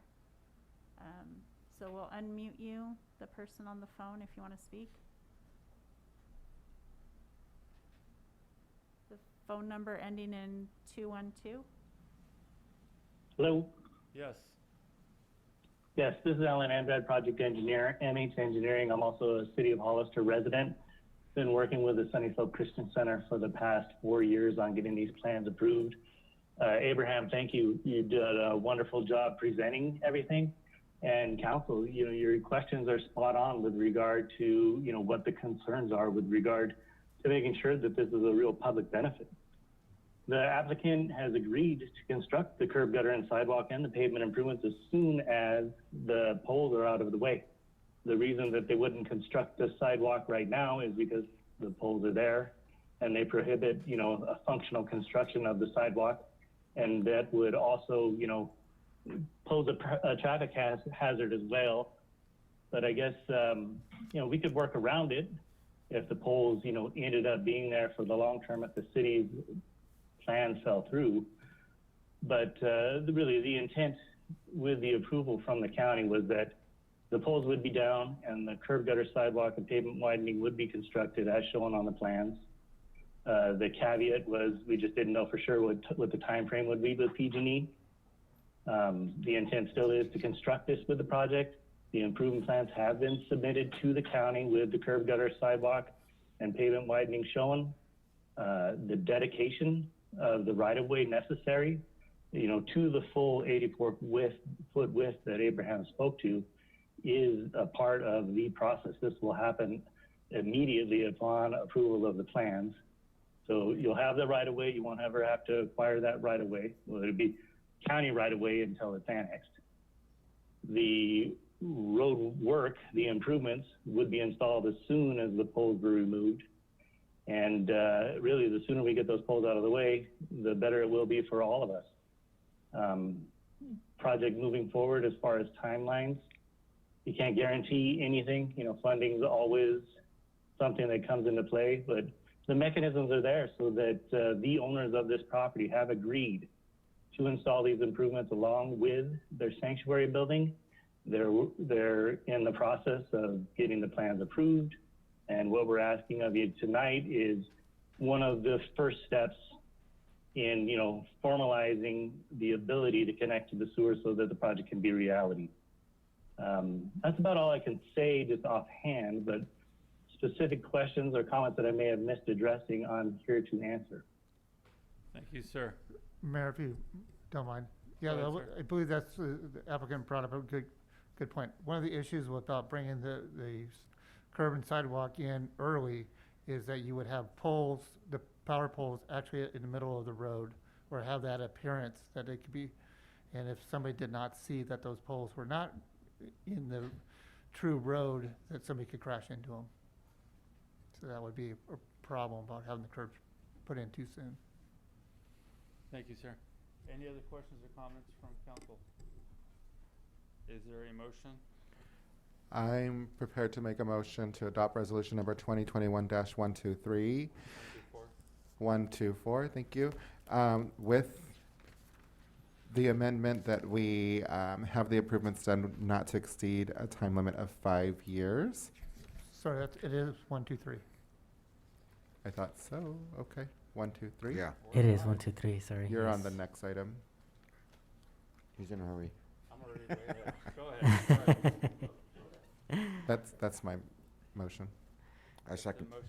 Second. There's a motion and a second. All in favor? Aye. Aye. Yes. Aye. Motion carries. Thank you. Now we'll get to 1, 2, 4. F3.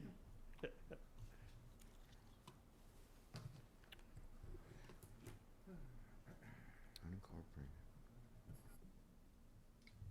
Good evening, Mayor and Council. My name is Amber Cameron. I'm an Associate Planner for the Planning Department through the city. Tonight's item is to consider the approval of the initiation pre-zone 2021-2. The applicant is requesting to initiate the pre-zoning of 3 parcels totaling in 3.10 acres located in the unincorporated area of the county into the low-density residential R1 zoning district for future annexation into the corporate limits of Hollister. The site is in the unincorporated area of San Benito County, located south of Hillcrest Road and west of Los Altos Drive, further identified as San Benito County Assessor Parcel Numbers 020460035, 020-460-036, and 020-120-064. This was also, the annexation map was also included to illustrate these parcels within your packet as attachment A. The City of Hollister's general plan designation for this property is low-density residential, which requires 1 to 8 dwelling units per acre. The applicant is requesting to pre-zone the property to low-density residential. The property is within the City of Hollister's general plan planning area and the sphere of influence, but is outside of city limits. An item was brought before the City Council at the April 15th, 2021 regularly scheduled City Council meeting for a request for the provision of out-of-jurisdiction services to the subject properties.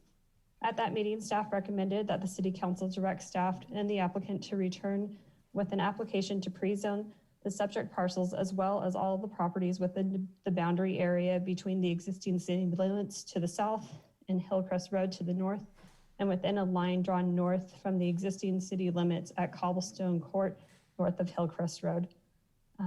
There was an attachment provided within your reports known as attachment B, which is staff's recommendation for the boundary map.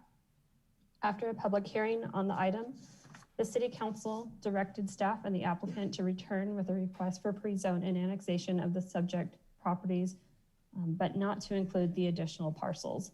Staff would still recommend the inclusion of additional parcels to create a more logical city limit boundary line in the area, and to not create future unincorporated islands and peninsulas surrounding the city. However, the resolution for consideration tonight includes only 3 parcels, all of the west side of Los Altos Drive, 2 owned by the applicant and likely proposed for future development after annexation, as well as a continuous parcel which is currently connected to the city's sewer services through an existing out-of-jurisdiction service agreement. One of the determinations that LAFCO must make when approving an annexation is that services will be available. Pursuant to section 17.24.250 of the City of Hollister's Municipal Code, planning approval by the City Council to authorize the initiation of pre-zone, the applicant must submit an application for pre-zoning to the city. The application for pre-zoning must include a plan for services that describe how the public services, including but not limited to sewer, water, storm drainage, fire, police, and transportation will be provided. As a part of the pre-zoning application, pending approval by the City Council, the city would submit a request to LAFCO for the pre-zoning and annexation of the property, as well as the sphere of influence amendment to include the properties within the sphere of influence. Staff is recommending that the City Council authorize the initiation of pre-zone application 2021-2. Staff will then proceed then process the pre-zone application, and public hearings will be set before the City of Hollister's Planning Commission and City Council. And with that, staff recommends that the City Council consider the adoption of a resolution authorizing the initiation of pre-zoning application 2021-2. Are there any questions for staff? Thank you. Any questions from council? Councilmember Byrne? Thank you, Mayor. Ms. Cameron, can you refresh my memory? Is this the property where the applicant is proposing to build 11, I believe it was, triplexes?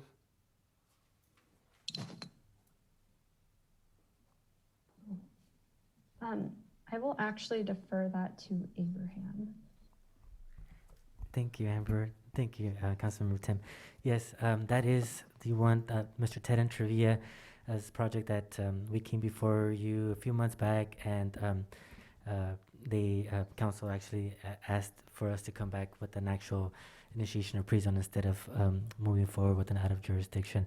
But in regards to the actual amount, duplexes or triplexes, we do have Mr. Entrevilla on the line as well. I think he can probably be a little bit more specific to that, but you are correct. He did want a multifamily product. Thank you. And as I recalled as well, part of his concern was he was at one time considering incorporating all of, or approaching the other property owners for annexation as well. However, he was not getting a positive response, and so he didn't want to have to pay for the CEQA for all of the parcels, recognizing that most of them were going to not be interested for at least the immediate future, if not ever. Correct, and also the thought that if they were not interested in moving forward, then why have to forcefully annex them? And all we did was basically follow the government code, indicating that because it is part of a peninsula that I believe is Government Code 5661, that we would bring everything in.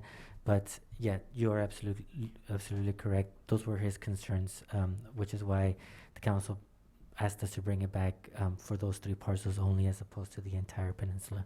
Right, and so just so I'm clear, that staff's recommendation is consistent with council's previous direction in April, I believe it was? That is correct. Staff's recommendation is consistent with the council's recommendation back in April. That's correct. Thank you, Mr. Prado. Those You're are all very my welcome. questions, Mayor. More questions? Any other questions, comments? Yeah, I'm just a little bit confused about it too. So 3 versus 5 parcels. Can you explain that to me? Yeah, Councilmember Sanders, thank you for that.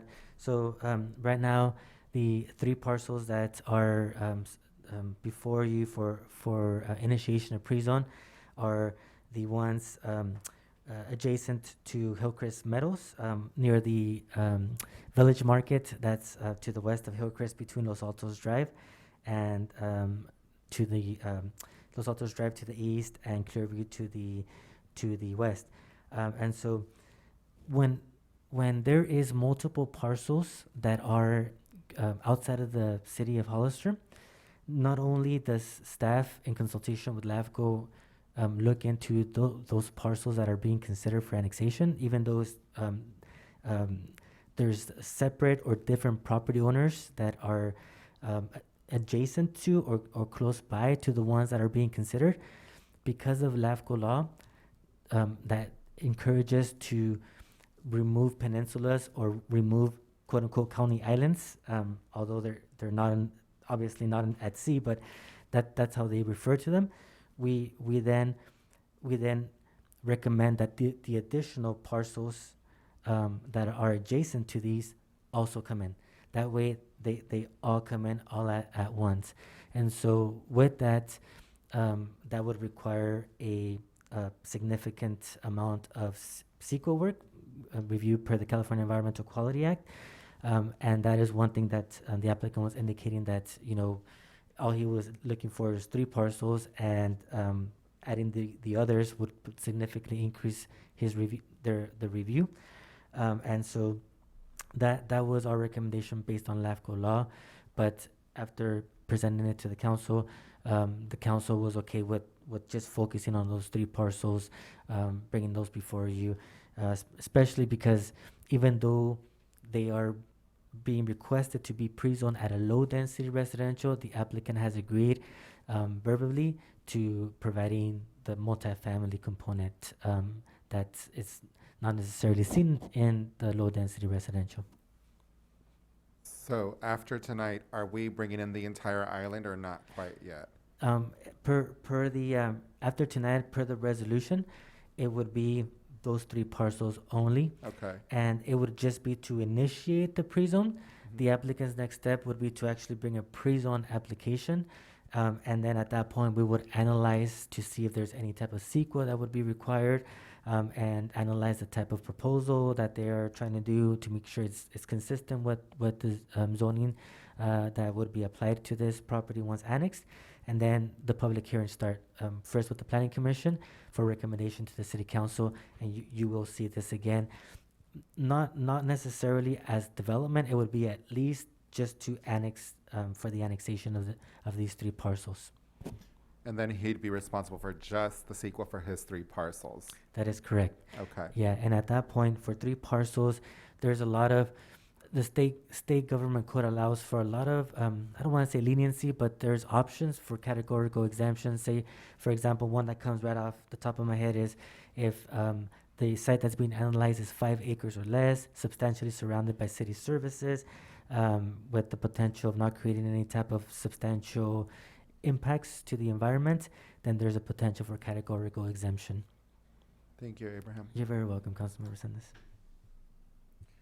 Let me, to expand on that, what if it was the 5 lots? Would that still be exempt, or is that? Good question, Mayor Velasquez. The 5 lots would probably more than likely trigger more of an CEQA review, and then at that point also the potential for protest from the other two parcels. And just to be clear, it's actually 1, 2, 3, 4, 5, 6, 7, 8, additional 9, minimum 9 other parcels, to include the whole entire peninsula. So I guess the question I'm getting to now is, if we approve the 3, and then next year we decided to do the next 2, but we don't want to do all this other studies, does that automatically trigger it? That's a good question. At that point, if they come back, staff's always going to cite on what the government code indicates, and so we would say thank you for your interest, but our recommendation as staff would be to bring in the entire peninsula, unless the city council directs us to do differently, to go with the only 2 in your particular example, to just go with the other additional 2. I mean, we follow your direction. And that's what I'm trying to avoid, is what I'm trying to say here, Yeah. because I don't want it to be a situation, well, we did 3, and then we'll do 2 later, but we don't have to do it because it's under Absolutely. 3. Absolutely. Can we make that part of the condition if the other 2 want to come and they have to go through the process? Absolutely. We can make Okay, sure I think that that's important. So we're trying to encourage them to come in as a group. It's the right thing to do. Absolutely. We understand. We talked about this project many times. Yes. I don't want it to be a situation where 3 and then 2 and then 1 and so on. Right. It's anything more after this in that area has to go through this whole documentation of it. Agreed. Okay. Any other questions from council? All right. Do we have any speaker cards? There are no speakers, Mr. Mayor. Okay. Is there a motion? Mr. Mayor, I'm prepared to make a motion to adopt resolution number 2021-124 with the amendment that if the other parcels were to want to annex into the city, they would have to perform the CEQA requirements, correct? Correct, for the entire peninsula. For the entire peninsula. Great. Thank you. There's a motion. Is there a second? Second. Motion and second. All in favor? Aye. Aye. Aye. Motion carries. Thank you. We will move to item F4. F4. And you're trying to mix me up.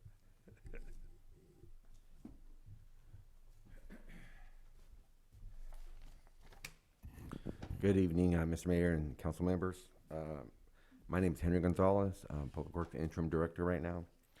I'm coming to you to ask for approval for Resolution 2021-125.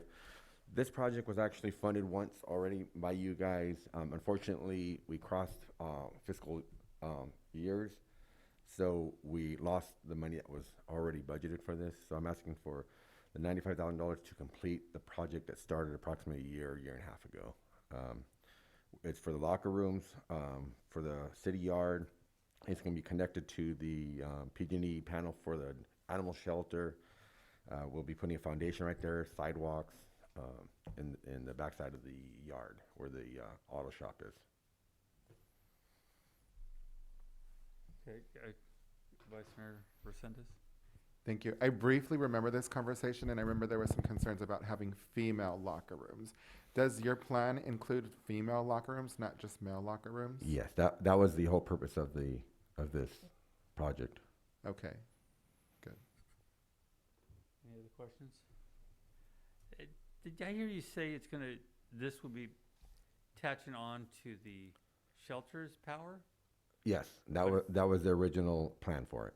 But it's built onto shelter's property? It's adjacent to it. So will that potentially create problems down the road? Why don't we get the power from the closest structure? What? That is the closest structure.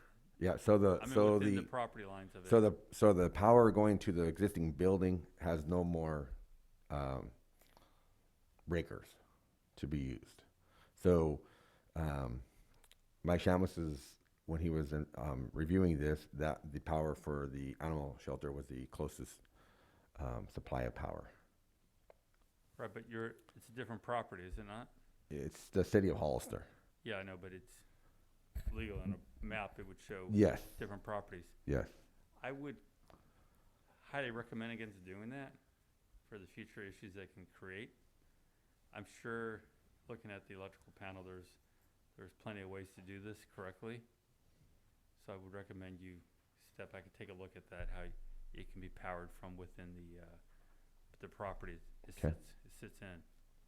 Because when you do that, it works for today, but down the road, it's who did this? Why did Sure, they do no, this? yeah, I And I understand. think it can Yeah. become a bigger problem for you Absolutely. down the road. So is that something we can adjust to do that? And We can just include it as part of the project, but yeah, I would have to look, sorry, I would have to look, because I think it's all the same City of Hollister property, it's just how it would look between the two buildings, but yeah, well, you can figure that out. Yeah. Just make sure it's clean. Correct.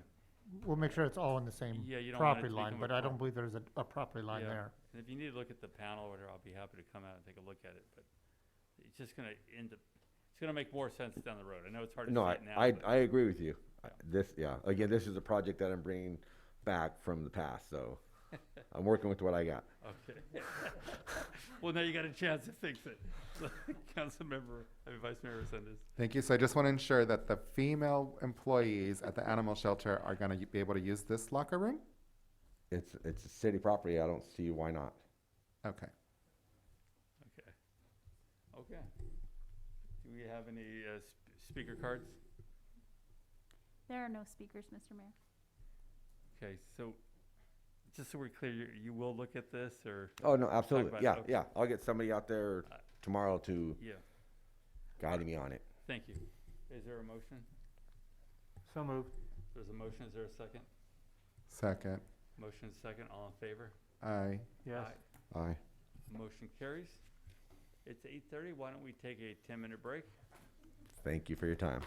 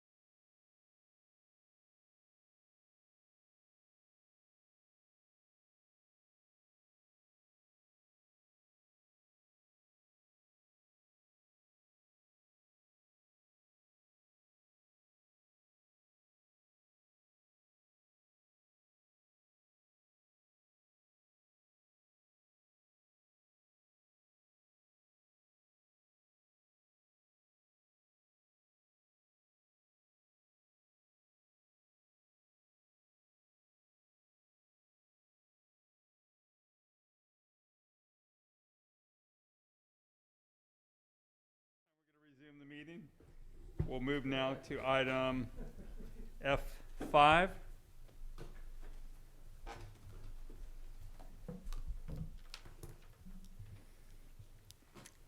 Good evening, Mr. Mayor, council members.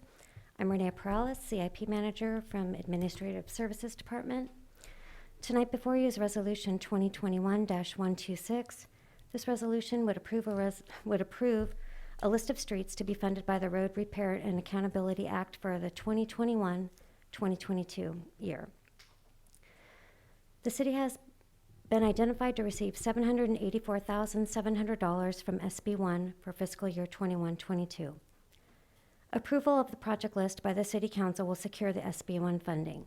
This will be the 5th year in which the city is eligible to receive SB1 funding for road maintenance and rehab projects.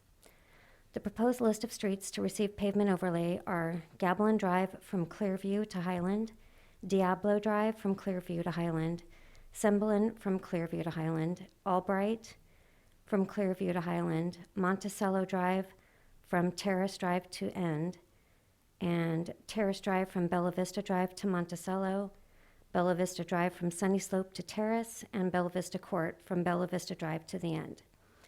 The above list of streets was selected based on the Pavement Management Systems report, in which these streets had an average PCI range of 35 to 38.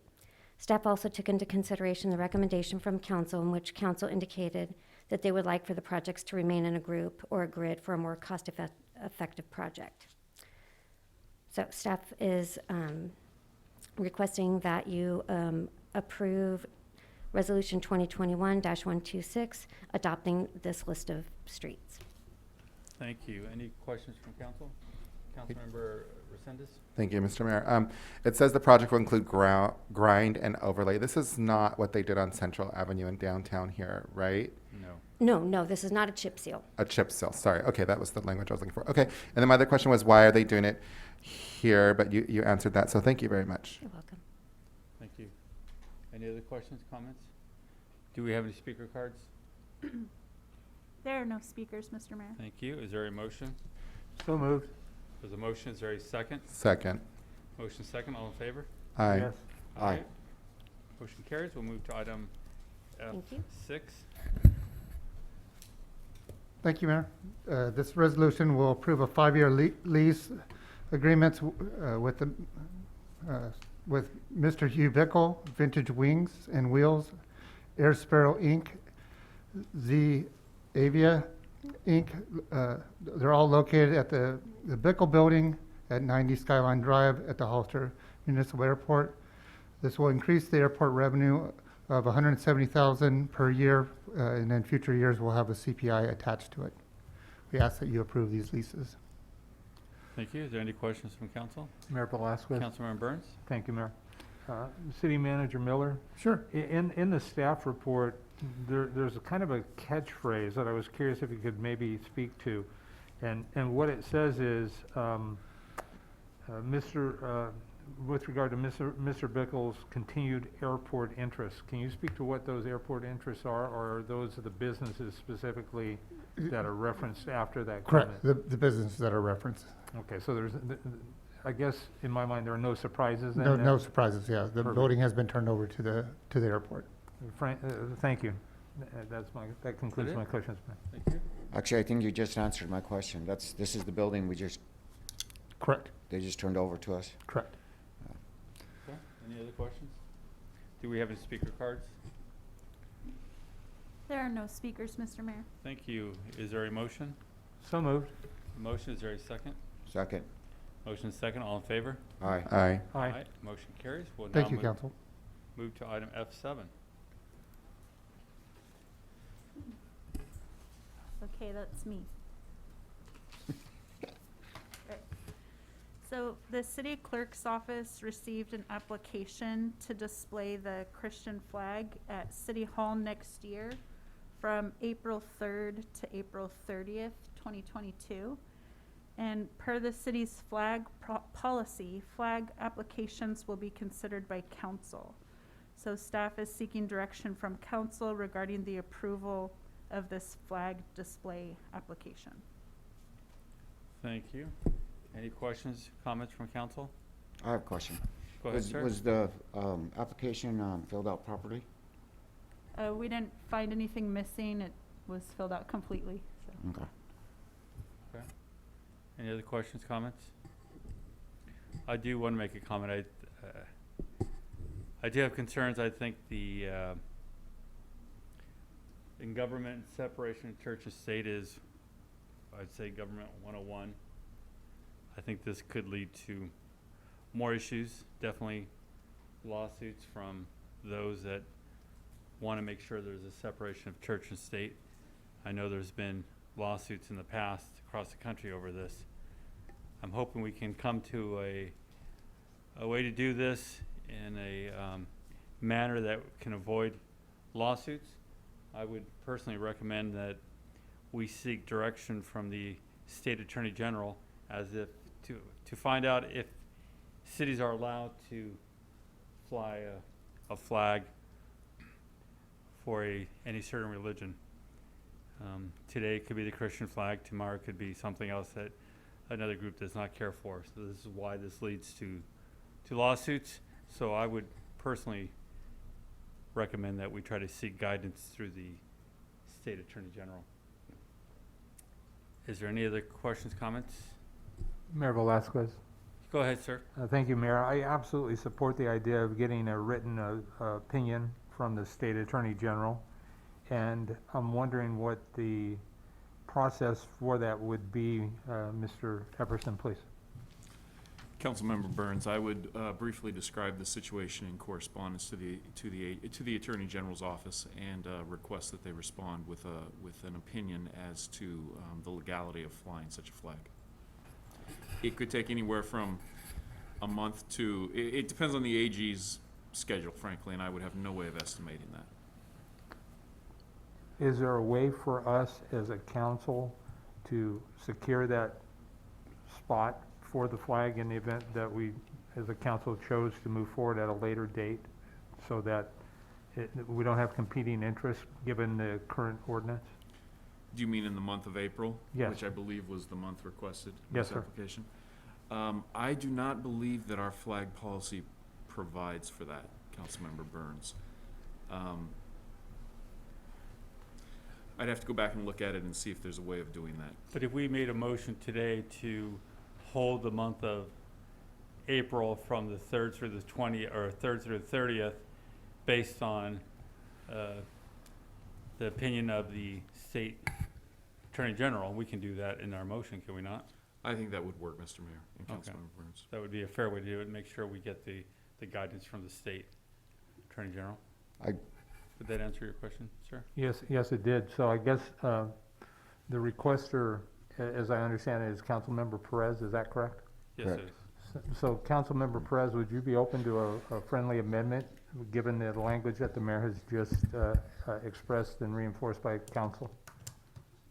To bring it back at a later date, like August, not the 2nd, but the next meeting after that, which is? Well, we could withdraw it and just bring it back once we have the answer from the Attorney General, because if we table it to a specific date and we don't have an answer, then we just have to table it again.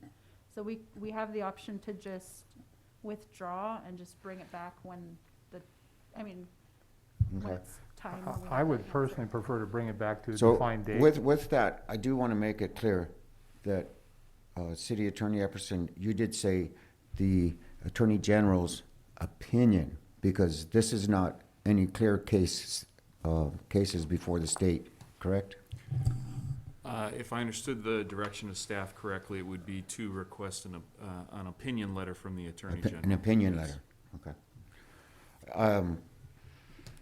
If we make sure that I'm not gonna lose April and this doesn't just get thrown onto the wayside, like I feel like a lot of our issues get done from our staff. So, yeah, I will do that. Mayor, if I may, I believe I thought our policy said it was, dates would be based on a first come, first serve, and this would be the First come. first come. So this would be pending. Correct. And according to the policy, can someone pull that up or print it up right now? Because it clearly states And we approved this. We approved this. That there's no, you can't hold it against, I can't think of the words right now.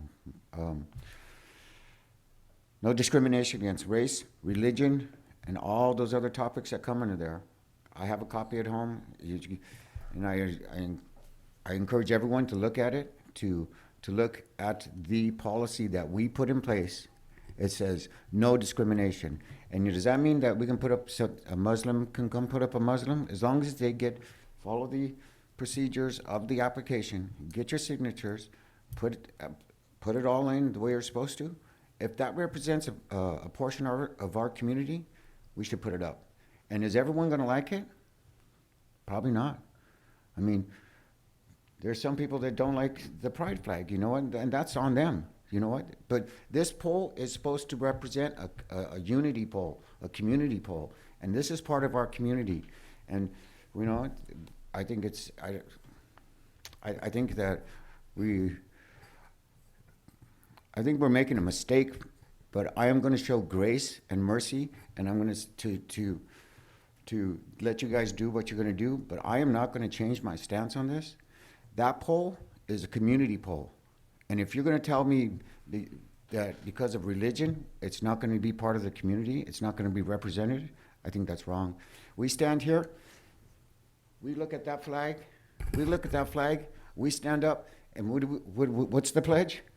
I pledge allegiance to the flag of the United States of America, to the republic for which it stands, one nation under God. And if my God is Jesus Christ and someone else's is Muhammad, that's their God.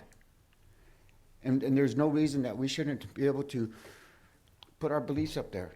And you know what? Just because we might get sued or we might this, then what, we're not going to do nothing no more? That doesn't make any sense. Our community poll represents our community. I followed the rules, filled out the application. I not only got 100 signatures, I turned in 120. I actually got 220 within a week. And everyone can get as many as you want, I get it. But I just wanted to state that. Thank you. So yeah, we can pull it, but no one can, as long as no one can take my April, the month of April. This is not about me, so. Thank you, sir. Councilmember Burns. Thank you, Mayor.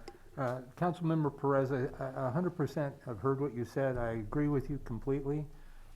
It's for my personal comfort, I'm going to say, that I would like to read what the State Attorney General's written opinion would be.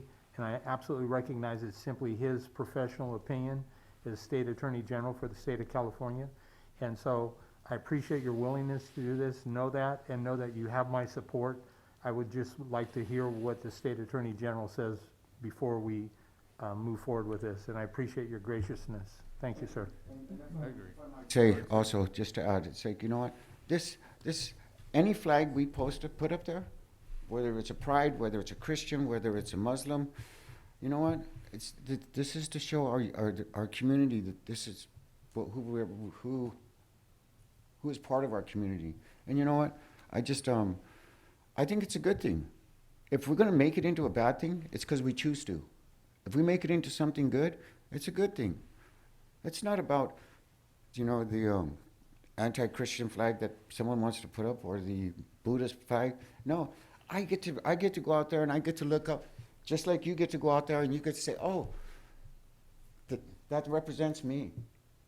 Why should I, as a citizen of this city, not be able to go out there and say, hey, that represents my beliefs too, you know? That's all. Thank you, Mr. Mayor. I can tell you why, because Government 101 clearly defines separation of state and church. So everybody knows that. I think it's a violation of the First Amendment rights. Plenty of people have different religious beliefs, and they're very passionate about it, including myself and other people here. But we cannot use public funds or dollars to display those beliefs. If I can, I feel like this is discriminatory. I feel like very discriminatory. If I may, sir, thank you. Yeah, you guys are being very discriminatory doing this. You're right, you are so right. Anyways, Go ahead. so If I can finish I will, speaking. I will, Mr. Perez, hang on, let Mr. Resendez finish his comment. Well, go ahead. I'll be quick. okay. I feel like it's a veiled attack against the LGBTQ plus community. In my opinion, it's clearly a violation of the First Amendment right. If we did not have the discussion of the LGBTQ plus flag going on our flagpole, you never, in my opinion, would have wanted a Christian flag up there. You wanted to put the LGBTQ plus flag and the unity flag and treat them as second-class citizens at the park. That's what I remember. And I think it's a tit for tat, and it's very petty for us to go down that route. And we're here, and we have an obligation and a duty to represent the community, the public, our employees, and I just think it sets very bad precedent for us to go down this route. I don't want Hollister to be known as the city who raised or didn't raise a Christian flag, to be honest, because it's not something that we're supposed to be doing. Hollister's known for raising the first LGBTQ plus flag here in this area. In Central Lots of Coast. people have followed that, which I'm very grateful for, but they're two separate things. So I do take offense to it, and I do feel like it's a little bit petty and embarrassing that we're even having this conversation. That's my opinion. Thank you. Thank you, sir. Thank you Mr. for your Perez? opinion. Go The, ahead, Mr. Perez. As far as, if I may say, I have no problem against the LGBTQ flag going up. My thing was, if people would have listened to me and understood what I said and actually heard my words, the reason I wanted it at the park. Wait, Mr. Perez, rather than rehashing. the Okay, part, I think it's I'll finish. I'll make it Thank you, short, sir. okay? The reason I didn't want it there, I didn't want it here, is because it would have saved the city workers from coming out on the weekends and blocking off the road. It would have saved city funds. It would have saved our underpaid, overworked employees, would have given them time at their home. And you know what? It's a beautiful place at Dunn Park, and you could have had a nice festival on the grass. That's why I wanted it at the park. And you know, I have no qualms against any flag. I don't care, Muslim, Buddhist. It's not I'm not here to judge anyone. I'm here to love everybody.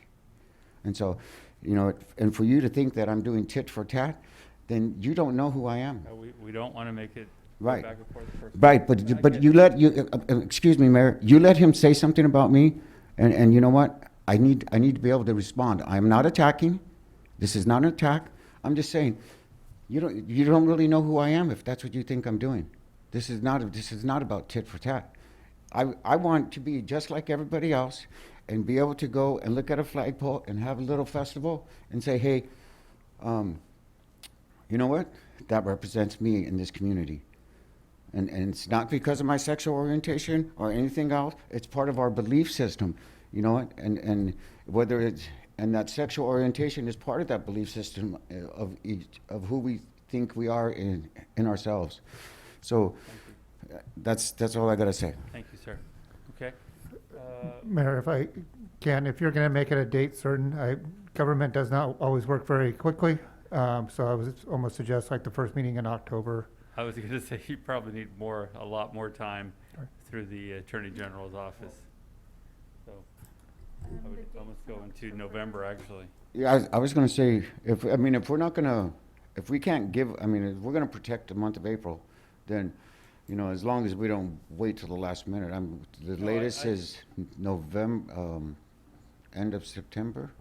Right, November, I no, think- it's September, November. The city clerk kind of had a good point. It just withdraw it. And once we get the letter from the Attorney General, then we could put it back on. Yeah, that's That way we're that's not- an option, so you don't have to table it again if We you don't don't have table a again, exactly. response. But it's ultimately up to the council if you want to just give it a date certain so that you know it won't be forgotten. There's October 4th or October 18th, 18th. if somebody wants to choose one of 18th. those dates. Councilmember Burns, you had a comment? I'm sorry. Yes, Mayor, thank you. Again, I would like it to be reset for a date specific. My fear is it will just kind of get forgotten about. And so if we have to bring it back and we haven't gotten an update from the State Attorney General's office, well then, we just move it forward again. So the recommended date was October 18th? 18th. That gives us at least 90 days. Okay, That's plenty of time. Is that okay with the council? fine with me. Mayor, do we need to take public comment on this We now do. that we've? It's listed on Oh, the agenda, okay. so All we right, have thank to you, get sir. public comment. There's no public comment. Is there gonna be a vote on tabling to October 18th? There'll be a motion to, for date certain of October 18th, to bring it back with the, hopefully with the response from the State Attorney General. Is that correct? Okay. Mr. Perez, did you want to make that motion? Jason, do they have to vote to table it, or is this consensus? I would ask that there be a vote on it, please. Okay. Did you want to make that motion, sir? Actually, sure. So, I don't even know how to read that. The resolution is 2021 So resolution number 2021-128, a resolution of the City Council of the City of Hollister authorizing the display of the Christian flag during the month of April 2022 at City Hall to represent the Christian community and unify the city, be tabled until October 18th, 2021. as we await the letter from the As we wait the letter from the State Attorney General. State Attorney General. Perfect, thank you. There's a motion. Is there a second? Second. Motion second, all in favor? Aye. Aye. Aye. Against? Aye. Motion carries 3-1. We will now move to item F8. Mayor, I thought I heard you say 3-1. I thought Vice Mayor Resendez. I voted against. He Oh, voted did you? against it, yeah. Okay, thank you. We'll move now to item F8.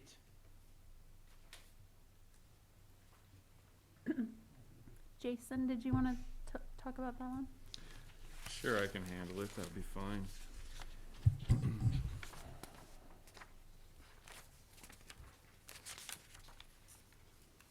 So council asked that we come back with some proposed modification regarding campaign finance reform. So pursuant to Assembly Bill 571, which went into effect on January 1st, 2021, January 1st of this year, it imposed a default limit on contributions to city and county campaigns. However, the government code does permit cities, such as the city of Hollister, to adopt a campaign limit different than that. So the proposed resolution would set that campaign limit at $250 per individual or group to a candidate in an election. And it would also likewise require reporting by any candidate of any contribution that's $1 or more during that campaign. That's all, council, unless you have questions. Questions from council members? Thank you, Mayor. Mr. Epperson, first of all, thank you for the work of you and city staff to put this together. I think it's timely and quite candidly long overdue. Having said that, I just want to be clear, when we refer to council, the mayor is inclusive in the term council, correct? Yes, I'm sorry, did I misspeak or? No. No. No, I Oh. just wanted clarification. When I read it, I saw a reference to council, but I didn't see specific reference to the mayor. I'm sorry, yes, it includes everyone holding any office, the city council or mayor, yes. Yes. Perfect, thank you. Appreciate it. That's all I had, Mayor. Thank you. But it's a great point, so thank you for bringing it up. That does cover treasurer, any elected office. Correct. Thank you, sir. Councilmember Perez? So I'm sorry, I was kind of phasing out a little bit. Did you say there was a $250 cap? That'd be 250. Okay, That's proposed, yes. okay. Okay. So is that gonna include, when you loan yourself money also? That is, Is you that, can't limit what a person, so that's different. A loan is different. a loan from others is different. No, from myself. No, there's not. Okay, You're not limited in what you loan yourself, your own Okay. campaign. good, because I'll go collect it. Thank you. Okay, any other questions? Any, There are comments no from public? speakers, Mr. Mayor. Okay, is there a motion? So moved. There's a motion, is there a Second. second? The motion is second, all in favor? Aye. Yes. Aye. Aye. Against? Motion carries 4-0. We'll now move to reports from city council members regarding their committees that they serve.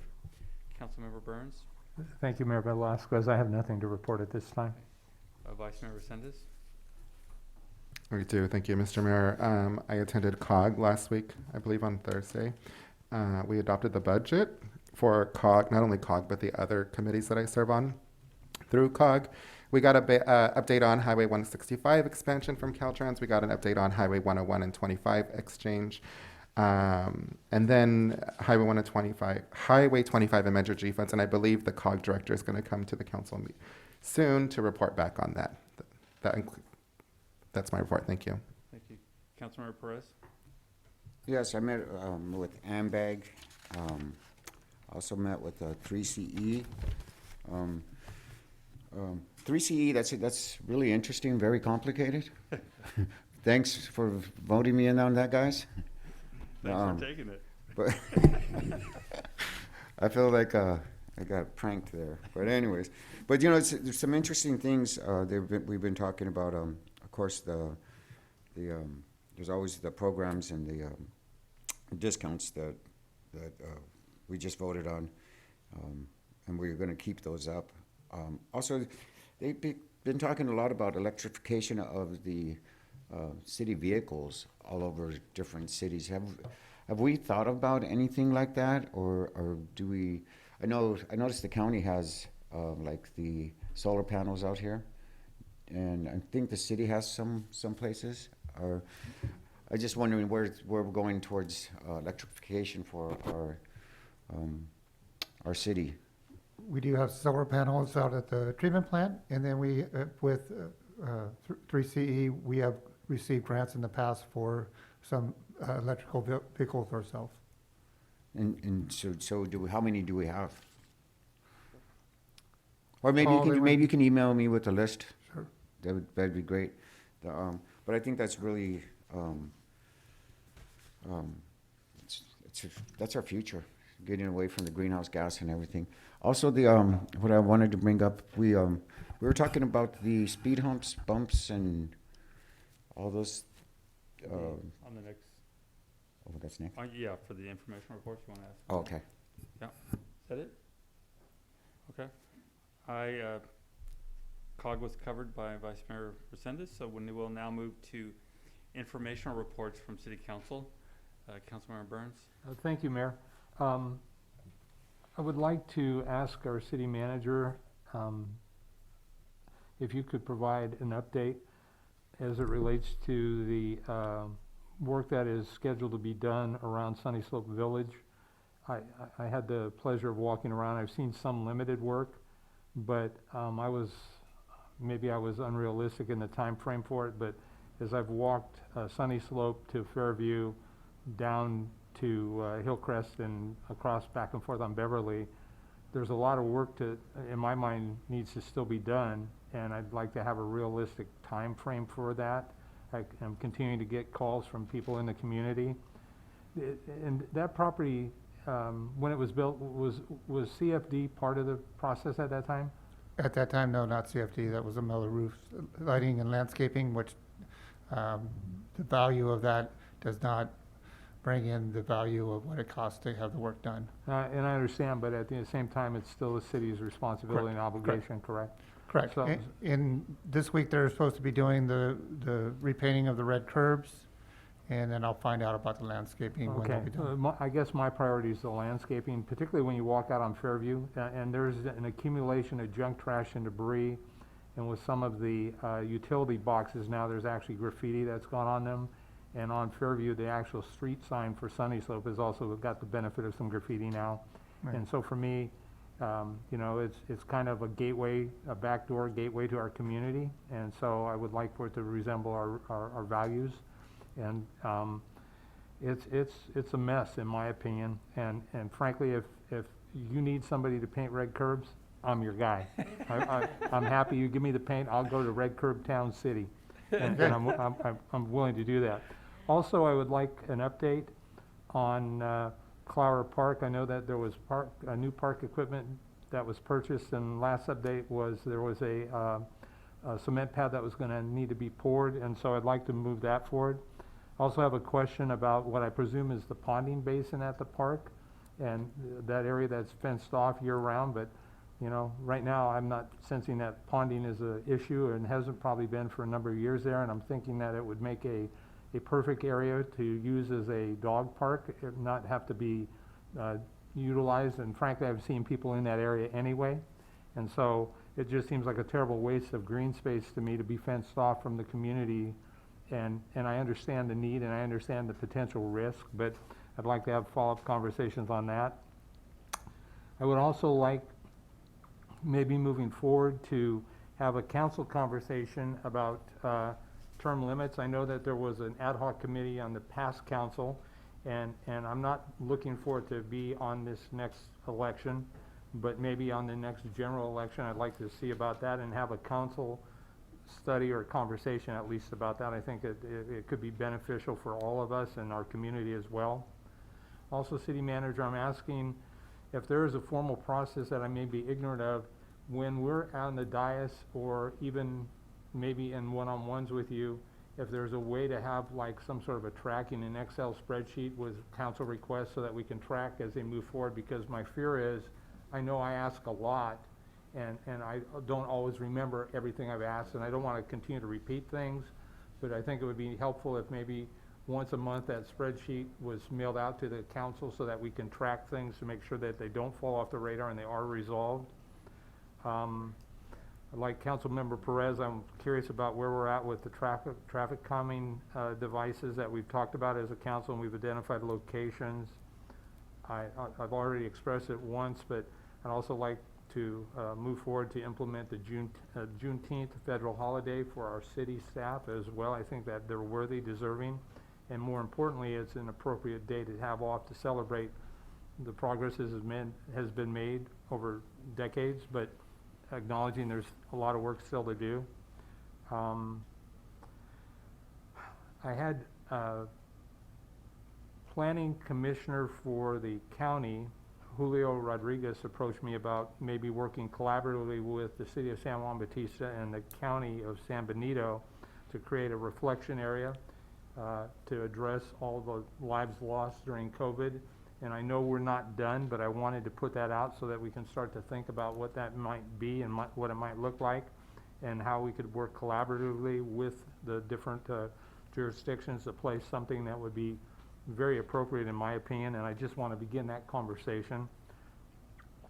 And I guess the final question I have is with regard to weed abatement. I know that our fire department provides county service as well, and on my walk up to Sunny Slope Village, I couldn't help but notice on Hillcrest, as I walked north, that there was a significant amount of weeds that appeared to be either need to be mowed or tilled or both, and I believe they are probably county parcels. So I don't know how typically as a city jurisdiction we would have authority to dictate that, but I would ask that you ask our fire department to look at that, and I'm particularly concerned recognizing, I don't know about the other council members, but I'm hearing fireworks every doggone night, and some of them are clearly more than the standard things that they're going to buy at our local fireworks stands. I mean, the bottle rockets and all the things that typically cause fires, and I know our resources are limited.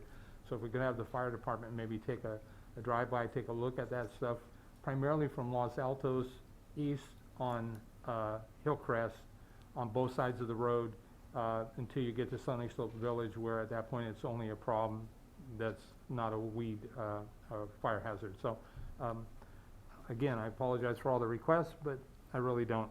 So Mayor, that concludes my comments. Thank you, sir. Sure, we could go on for another half hour for it. Spreadsheet. I left a few off. No, I like it. I love it. Vice Mayor Resendez. Thank you, Mr. Mayor. I've got a bit of a list as well, but I'll move quickly here. And some of the items we already talked about. So, Mr. City Manager, there's a gentleman that's reaching out to me. He's a food truck vendor, and he's looking to conduct business in the city of Hollister. I was hoping you guys, or staff, I'm sorry, can get back to him without having to actually amend the food truck ordinance. So if we can do that, I'd appreciate it. I'm happy to provide his information to you. A developer reached out to me and about a property outside of our city limits. And I had explained to her that we're trying to have these conversations in public. So I don't know what the process is because she's county. I would imagine if it was city, then we would have her agendized and we can have that discussion, but she's county. So maybe the staff can reach out to her and have a conversation with her, but that's what I advised her of. There is a committee that I'm assigned to, and I'm unable to make it, Mr. Mayor, and I was wondering if we can reassign somebody or appoint the alternative. It's the IWM Task Force Committee. They meet at 10 o'clock in the morning. Unfortunately, I work during Tomorrow? that time. I think so, City Councilman Perez. I think so. It might be tomorrow at 10 o'clock. I'm not quite sure, but I can get you the information, and I feel really bad. I haven't been able to attend the meetings. I'll trade you for 3 CE. I'm happy to attend as long as it's after work hours. 3 CE is. Okay. We'll talk. All right. We can talk about that, but I feel bad I haven't been able to attend.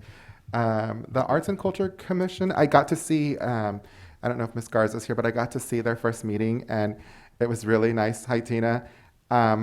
So I watched the meeting. They did really good. They've got lots of great ideas, and they wanted to talk to myself and about some of the suggestions that we had for them and City Councilman Tim Burns. I'm hoping that we can do that together. If the councilman would like to sit with me and the commission, I know it's not common practice for us to like hover over our commissions. I just think it's a new commission and they want to talk about some of the projects that you had proposed and some of the ordinance that I proposed.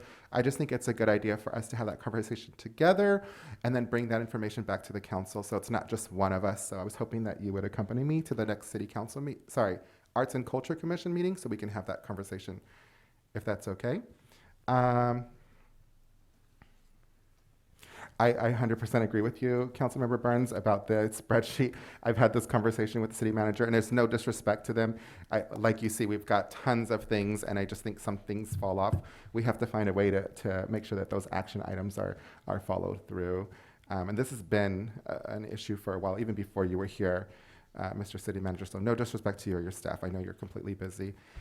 And last but certainly not least, if you haven't heard by now, we're having a Pride celebration on the 27th right outside City Hall. The road's going to be blocked off, and this is turning into quite an event. I'm very excited about it.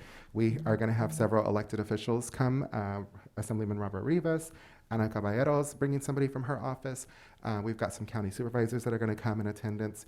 We have some great entertainment lined up, and we've got some businesses that are sponsoring the artists. We don't like to ask artists to ever come out without being paid, so I'm asking local businesses, and if anybody else would like to contribute to that fund to help sponsor them. We have an LGBTQ plus ballet folklorico out of San Jose, the east side of San Jose, coming all the way over here, which I'm excited to have them perform. And we've got Zach Freitas, who's a local here. And then we're waiting to hear back from a children's group, and then we might have a couple volunteers. The San Benito County Library, First Five, we're hoping that the rec department can have a booth out there. We're gonna have plenty of information and resources for the entire community. We're partnering with the County Behavioral Health on this event, and I would love, love, love to see all of you in attendance as well. That concludes my information report. Thank you so much. Thank you. Councilmember Perez? Yeah, I think I agree with that spreadsheet. We started talking about the speed tables and speed bumps. I'd like to get mine placed over there on Powell near 6th Street. And I was wondering, do we know what kind of timeline or time frame before we get them and how long before they're installed? Yeah, actually, our acting city engineer is working with this firm to do a quick study for them, and we should be putting those out shortly. A quick study, what do you mean? Just making sure that traffic is not interfered in any. Because we already did that traffic study, right? We did for the one in by around Dunn Park, so that one will be probably done first. Yeah, that's the one I'm talking about. Correct. Yeah. The other thing was, I have some constituents on 4th Street. They keep saying there's a lot of diesel trucks that keep going down there. Is that, I don't know if that's for the police department or who, But isn't that not supposed to be a truck route no more unless it's diverted? I will find out about that for you. Okay. And I think that's it for now. I'd really like to express, on behalf of the city, my condolences to this tragic accident that happened. Hopefully we can, I just express my deepest sympathy for the family. And that's what made me think about really getting our traffic humped or tables in place. And I'd really like to find out more information if we have been thinking about more electrification, what our plans are for that. I think that's it. Yeah, and I'd love to trade 3CE. Not that I don't like 3CE, it's starting to get really interesting, but it just fits my schedule to do something during the day. And the IWM, IWM. I believe so, the task force Yeah. with Selena from the. Yeah, I gotcha, bro. Okay. Ah. Good. Thank you. Thank you. Wanted to thank everybody, all the staff, Tina, for the Bark Park. Awesome, awesome, awesome. Such a beautiful facility. And I've been out there a few different times, and everybody that comes out there just can't believe we have such a beautiful dog park. So congratulations to you and all the staff that made it finally come together. So I have a list also. I do want to, this is going to pick up the weeds. We keep talking about the weeds, and we know that we have this problem constantly. It's a tough thing to keep up, and it's whose responsibility is it, so on. I really want to get to this conversation now of the HOAs on these new developments. It's very important because within that we can make sure they're in charge of all of their issues around the sound walls within their development, with their roads, even to go as far as fireworks being shot off. The HOA can find their own residents much easier than we can, because unless we witness it as one of us willing to sign a complaint or an officer sees it, there's little we can do. But an HOA can have much more enforcement rights, even speeding in their neighborhood. So I know in the past it's been put off, and we don't like this. It's not fair to the developers. Well, it's not fair to our residents, and we really have to get on top of this, because with each development gets built without this, it's just loading on to our responsibility. It's hard enough to keep up. The weed issues we have that I'm seeing, they plow them under, but they leave the edges still 3 feet tall, and it just looks horrible all around our city when they do this. And we go through this every year, and there it is again. So whoever we're contracting to do this with, in their contract, it needs to be clear those have to come down too. And any cracks in the sidewalk, all that weeding needs to be done every year, because it's out of control. So we can look into that. Before we go to your next one, I did talk to the acting police chief, and that was our conversation today, that they need to make sure they get all the way to the edges. So hopefully that you will be seeing that here soon. Cut them down and to the curb, because it seems to grow between the curb and the sidewalk too. Okay, So I'll bring that up with them we too. just need to do this right, and this is all over the city. We have this every year. We talked earlier about the new fees for the different services. I want to go back to that conversation about the sewer impact fee. You will have that on same night as our budget. Excellent. That's something I think that just definitely needs to be addressed. On the kind of fun news again, it turns out that our city's birthday is 1872. It's finally been found in the documents. There was a lot of confusion. They thought it was 1874. I pointed out, keep looking, because we are a strange little town, and sure enough, they found 1872. But they changed it because they didn't like something. They changed it again in 1874. and then again in 1905 and again in 1950. Different charters we did, but our official birth date is 1872. So thank you to the Historical Society, John, for getting that information for us. But it is time to start planning because this year it's going to come by pretty quick, and it's be a great time to put a new Welcome to Hollister sign and all that fun stuff we can do. So that is my report for today. City Manager? I have nothing to report. You need to check your Excel sheet. Yes. City Attorney?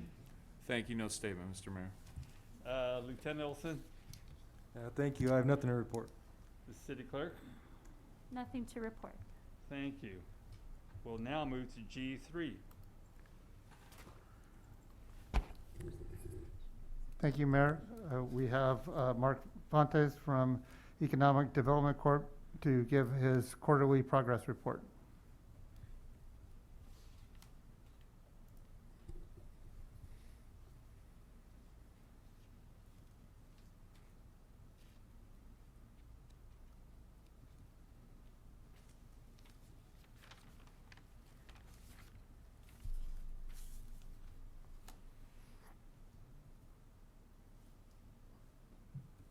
Hi, this is Mark with EDC. Can you hear me? Yes, we can. Mayor and Council, good evening. Thank you very much. City Clerk, if you wouldn't mind running the slides for me, please. Thank you. Next slide, please. So this is tonight's quarterly update. Next slide, please.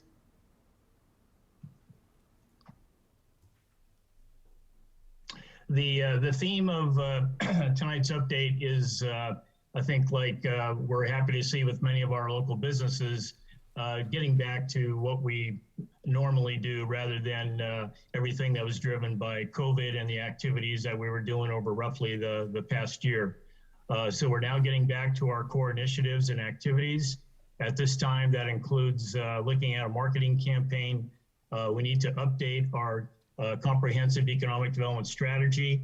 We're identifying some major business tax incentives, and we continue to work with the Economic Development Partnership, which is comprised of representatives of the 5 business organizations, as well as our committees. Next slide, please. I had this last time, and I'd just like to include it again. It just sort of reminds us, it's a nice overview to show how economic developers fit in and help create successful businesses, and then the impacts that that has on our community. Next slide, please. We are looking at a marketing campaign to be done with the Silicon Valley Business Journal.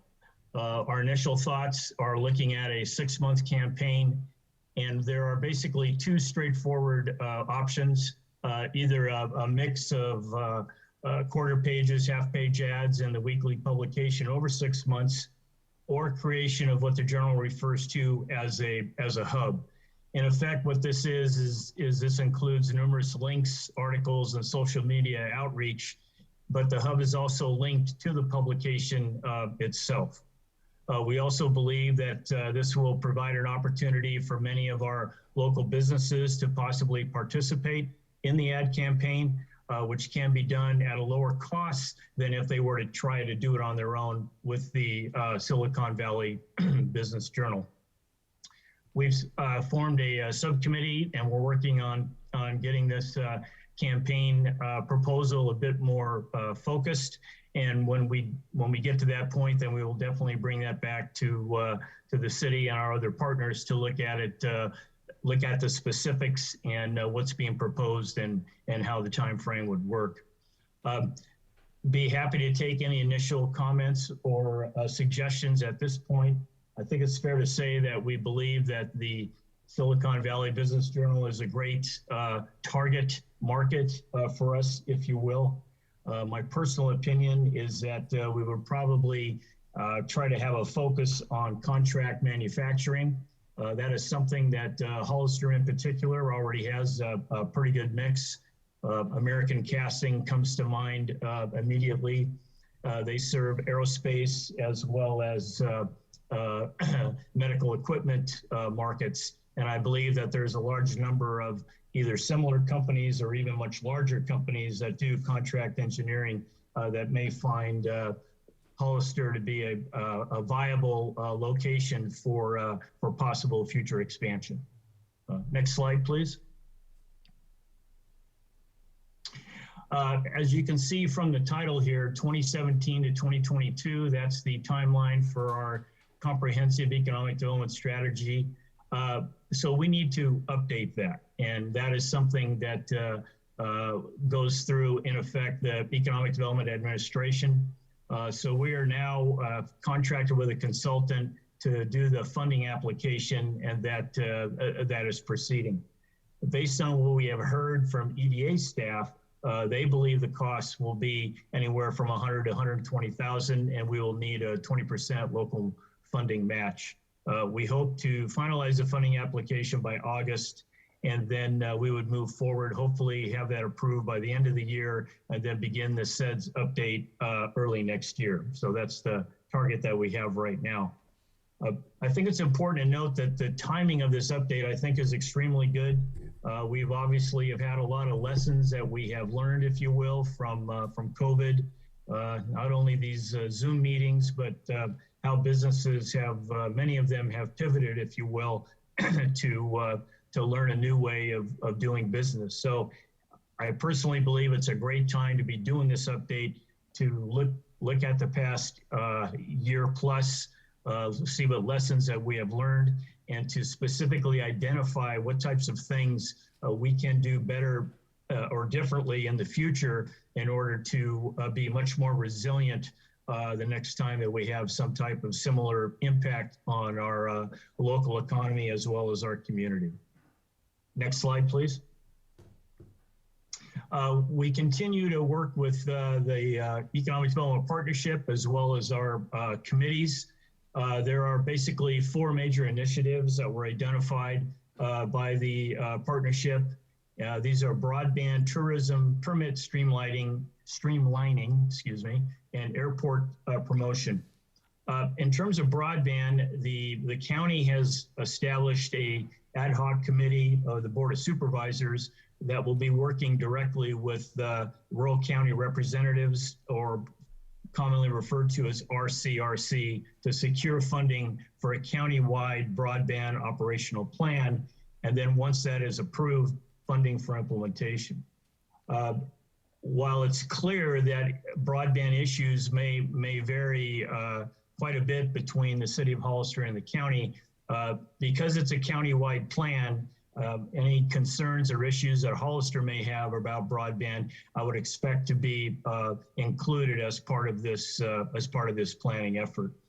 I would also point out that RCRC has really taken the strong lead on this.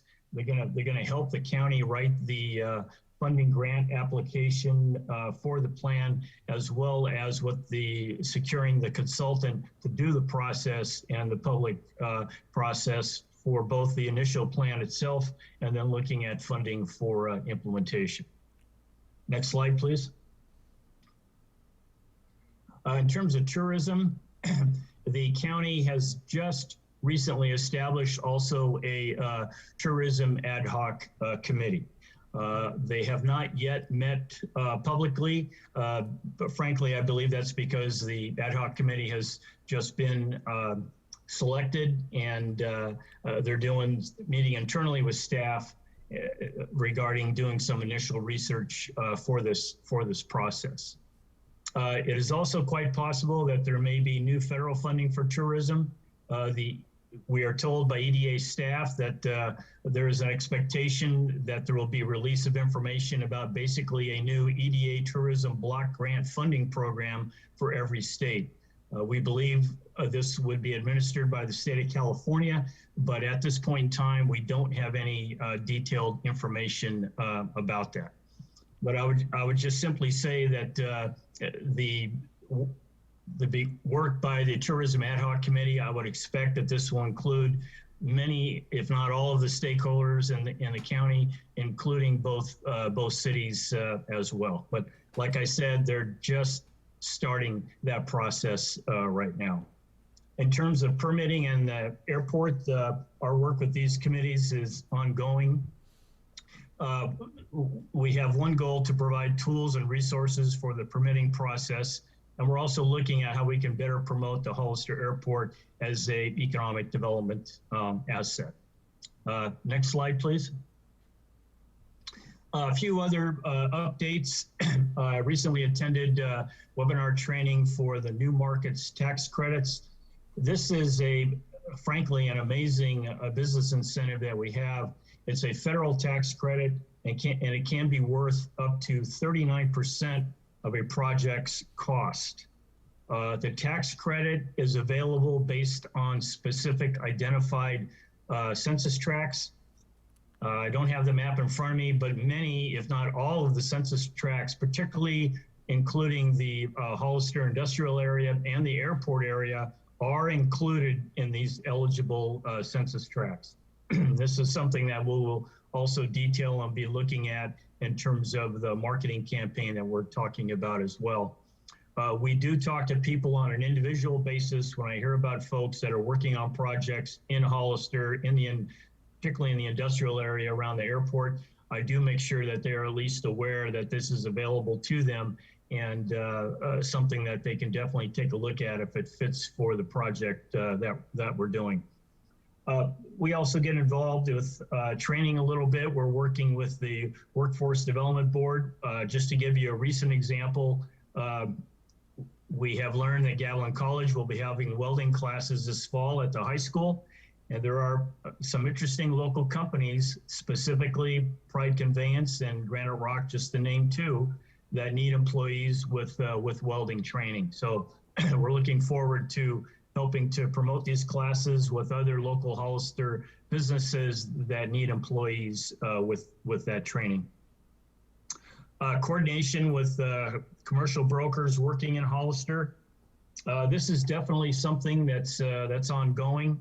This falls under the category of confidential information, if you will. But I will tell you that there are a couple of very interesting things going on. We've had a couple of recent confidential inquiries about folks looking to locate in Hollister. No, I can't report anything more than that at this point in time. When it gets to the point where a company is serious about a specific site, then we immediately refer them to the city to work with your city staff.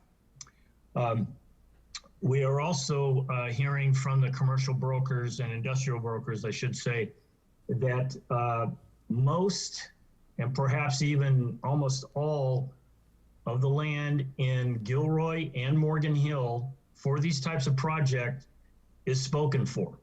And so Hollister is in a great position right now.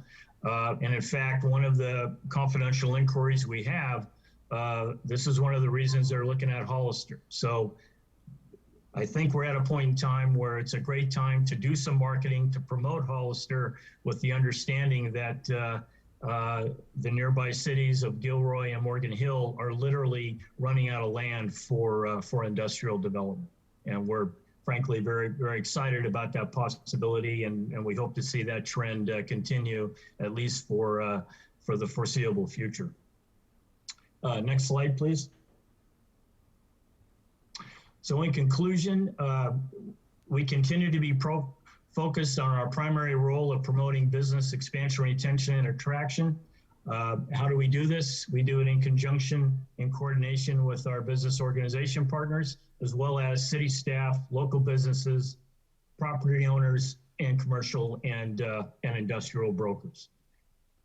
And that's the update for this evening. I'd be happy to answer any questions or take any comments. Thank you. Thank you. Any questions or comments from council? Councilmember Resendez. Thank you, Mr. Mayor. Mr. Fontes, last time you presented to us, you alluded to having some involvement with bringing Amazon here. I'm just wondering, what exactly did the EDC do, or did I misunderstand that, to get Amazon here? We worked directly with the property owner. They had an initial inquiry from Panatone Development. before there, because at that point it was Panattoni Development that was doing the project. With that, we coordinated with them and set up some initial meetings with city staff to coordinate with the property owner, Panattoni Development, as well as city staff. So our role was to set up a few meetings, if you will, and then when it got to the point clearly that Panattoni and city planning staff could work together on that project, and then at that point it was the city involvement. Thank you. I've got a few other questions, sir. I understand you said there's some confidential inquiries. I respect that. I understand that. We've had our contract with you for probably close to 3 years now. Which companies are you responsible for bringing to Hollister? Can you let me know which companies you are directly responsible for bringing to Hollister since our contract? I would have to go back in time, but since I've been here a little bit over a year ago, frankly, we were working primarily with COVID and identifying resources to help our local businesses. In terms of the direct answer to your question, it would be the Amazon project at this point in time. There may be a few more within the next few months, but at this point in time, it would be the Amazon project. Thank you. As far as your marketing and SEDS, you said that you're going to need a little bit more of money for that. Are you budgeted for that money, or were you planning on requesting that from the city? We have money available, but until we have a specific proposal, it is possible that we would request some additional funding from the city based on what the request would be. But until I have a specific proposal to bring to you, the answer to your question, it could be either money from our organization or to seek money from our partners. Thank you. And then lastly, I just want to say, Councilmember Burns brought up during our budget meeting, and I'm not sure if you heard of this inquiry or not, but he requested some specific data to show that we are getting a return on our investment with the EDC. And I feel strongly about this as well. I know it's hard to measure that, but I need to see actual results. Like, what businesses are you responsible for bringing in? Like, we're giving you, I think, I forget if it's $500,000 or $1 million combined with the county chamber of commerce. But I'm hearing just from your presentation now, sir, a lot about the county, and then you talked about the airport, but it's pending. And I just really need to see something tangible, some data to show that we made a good investment in giving the EDC some money. And I know that it might be hard to do, but I would imagine that there's other companies out there that do this. They do marketing, they bring in businesses, and they help promote economic development, and then they have to provide results to show that you are a good business partner to us, because this is vital for our community. We need to bring in some commercial development. This is one of the most requested things that we hear. But oftentimes I feel like, just from your presentation tonight and things that I hear, it's most of the county that's getting some of the benefits from our investment. And I really like to see, since most of the businesses are here in the airport, return on our investment within, not in the airport, within the city limits, that we are getting some revenue and we're promoting businesses here. That concludes my comments. Thank you. Thank you. Thank you. Any other questions, comments? I agree with Vice Mayor Resendez on wanting to see some stuff, and at the same time, you know what, we are we're still in COVID, coming out of it. So I mean, there is some grace there, but I too, that's what I was noticing, that it's like, what are we bringing to the city? And Amazon was great for you to be a part of that. I'd really like to see our airport be. To me, I look at our airport and it's a diamond in the rough. It's like, I don't know, especially with, I think Reed Hillview Airport's closing and stuff. If you're reaching out to any businesses or companies out in that area, or if they're reaching out to you, I think we really need to bring some industry. That airport, it's like, to me, it's like, it's just waiting to be a big money maker, and I don't know what that looks like, but hopefully, I'm looking forward to seeing some direction from you on that. Thank you. Thank you. Do we have any speaker cards? There are no speakers. Thank you. Thank you for the update. Thank you. We will move to item G4. Thank you, Mayor. So, staff is looking for direction from the council. We just got some rough estimates. This is an item that will be on my spreadsheet for street lights on 6th Street. There are no street lights between Monterey and West, I believe.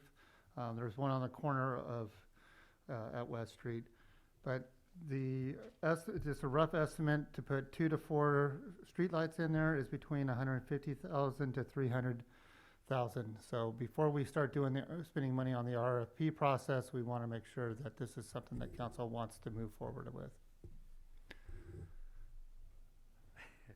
Can I ask you, we had the issue on Suter Street, the no street on Suter Street. How are we gonna, this,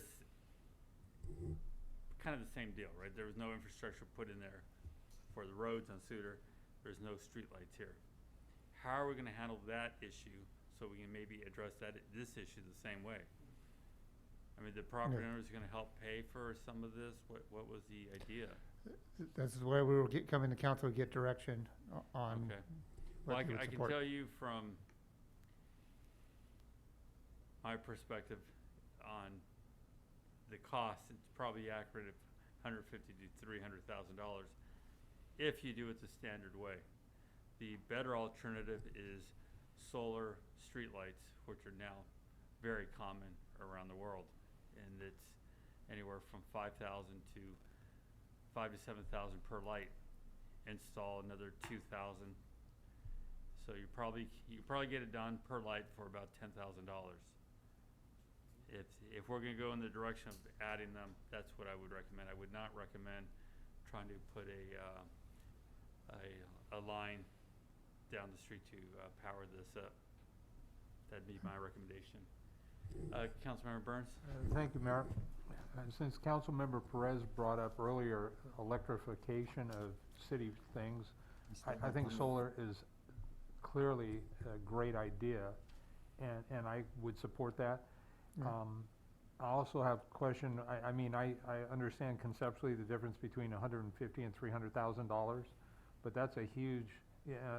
Those are hard numbers for me to really put in perspective.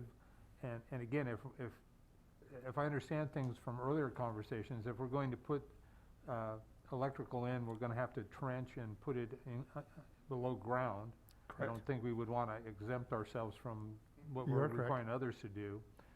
But if we're going to do that, certainly at $150,000 or $300,000 in a traditional way, then I would certainly ask that we go with 4 lights, or more is better. I think in most cases more is better. Also, I know from my personal experience in previous years, sometimes if you got pre-existing PG&E poles, you can just put the arm on with the light, but I very much prefer the mayor's suggestion that we go solar. I mean, why wouldn't we? It is the future, and so I would support that as well. Okay, great. Thank you. Just for your question on the existing poles, that is the issue. There is no existing poles in that area. I think solar would be a great idea. I agree. I like this idea. I knew you'd agree with that. Any other questions or comments? It's either that or candles. How do we? I think solar is a great idea. How do we justify this, though?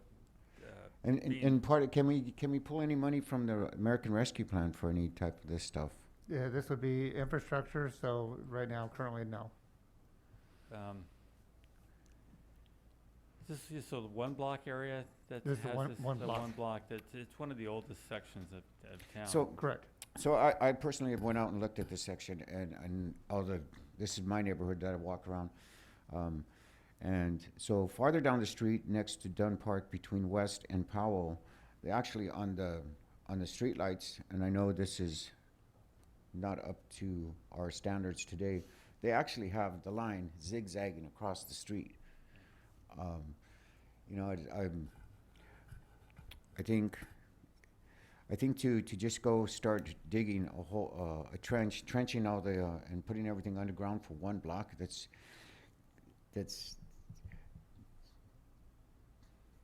kind of out of, doesn't seem right. But I do know that they do need lights, solar lights. That sounds a great idea. But to me, it just doesn't make sense to just trench for those lights right there on 6 between West and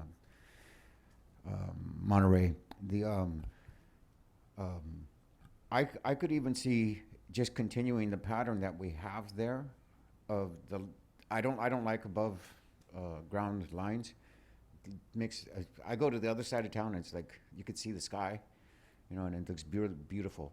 So I totally I endorse and am for trenching all the lines underground, but I just if it's not going to be cost effective, is there a way that we could just keep zigzagging the line down the street? Yeah, no, the solar lights are independent of each other. Right. So Yeah. it's all built in. It's just literally put the 2 foot, whole 6 foot down, build the cage, pour it, mount the pole. Everything's in there already. The battery backup, the whole system is in there. So Yeah, I'm just putting out all the options out there. yeah, again, I would I not would go for recommend- solar myself. Yeah, I would not recommend trying to trench and everything else. It's coming down to the point now where some cities, newer cities, are actually using solar streetlights. They're not even putting in the old type of streetlights any longer. Okay. And it should be something we're talking about, but that's another conversation. I think I would recommend staff get some pricing. If you need some help with that, I have different vendors I can point you to I appreciate that. that would give you a good price for the streetlights, and then it's just a matter of installing them. And it's not a very complicated process either. Okay. And who knows, No. maybe buying in quantity might be. Yeah, when 'Cause you, we're gonna need you 'em. buy hundreds of them, yeah, it's cheaper. Yeah, but I mean, four is that nothing. might be nice to be a good test area too. Yeah, and it's really, again, relatively simple to do. Okay. So looking at that, and then we can have the conversation on whether we agree We to will spend the definitely money. do that. That's not a problem. Thank you. All right. Any public comment? There's no public comment. All right, and we'll move to G5.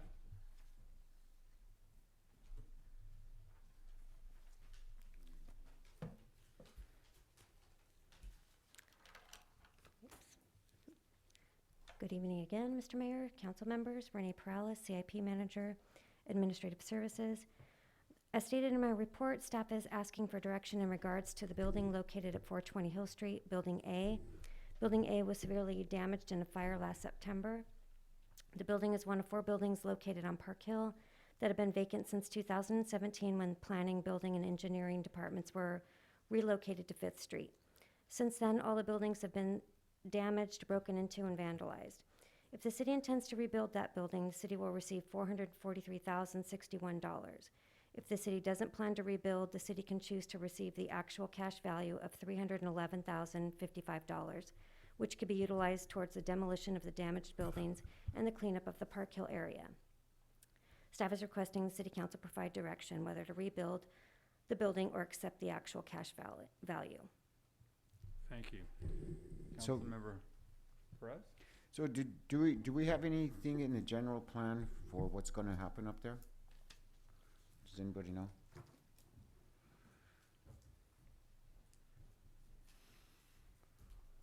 Thank you, Renee. Thank you, Councilmember Perez.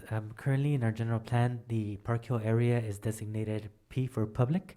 So it is for any type of public use of it, including city offices, but it can also be for open space area requirements for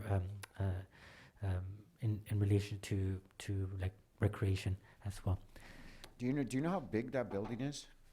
The square footage of the building itself? Yeah. Building A we're talking about, Renee? Yeah.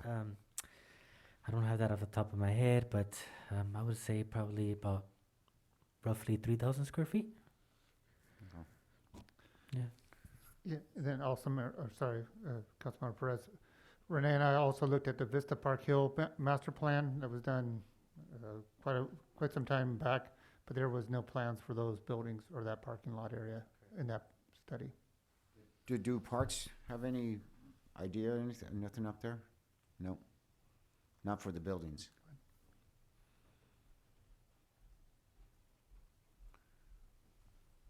Because I know Growing Hearts was talking about if we tore it down, that they would actually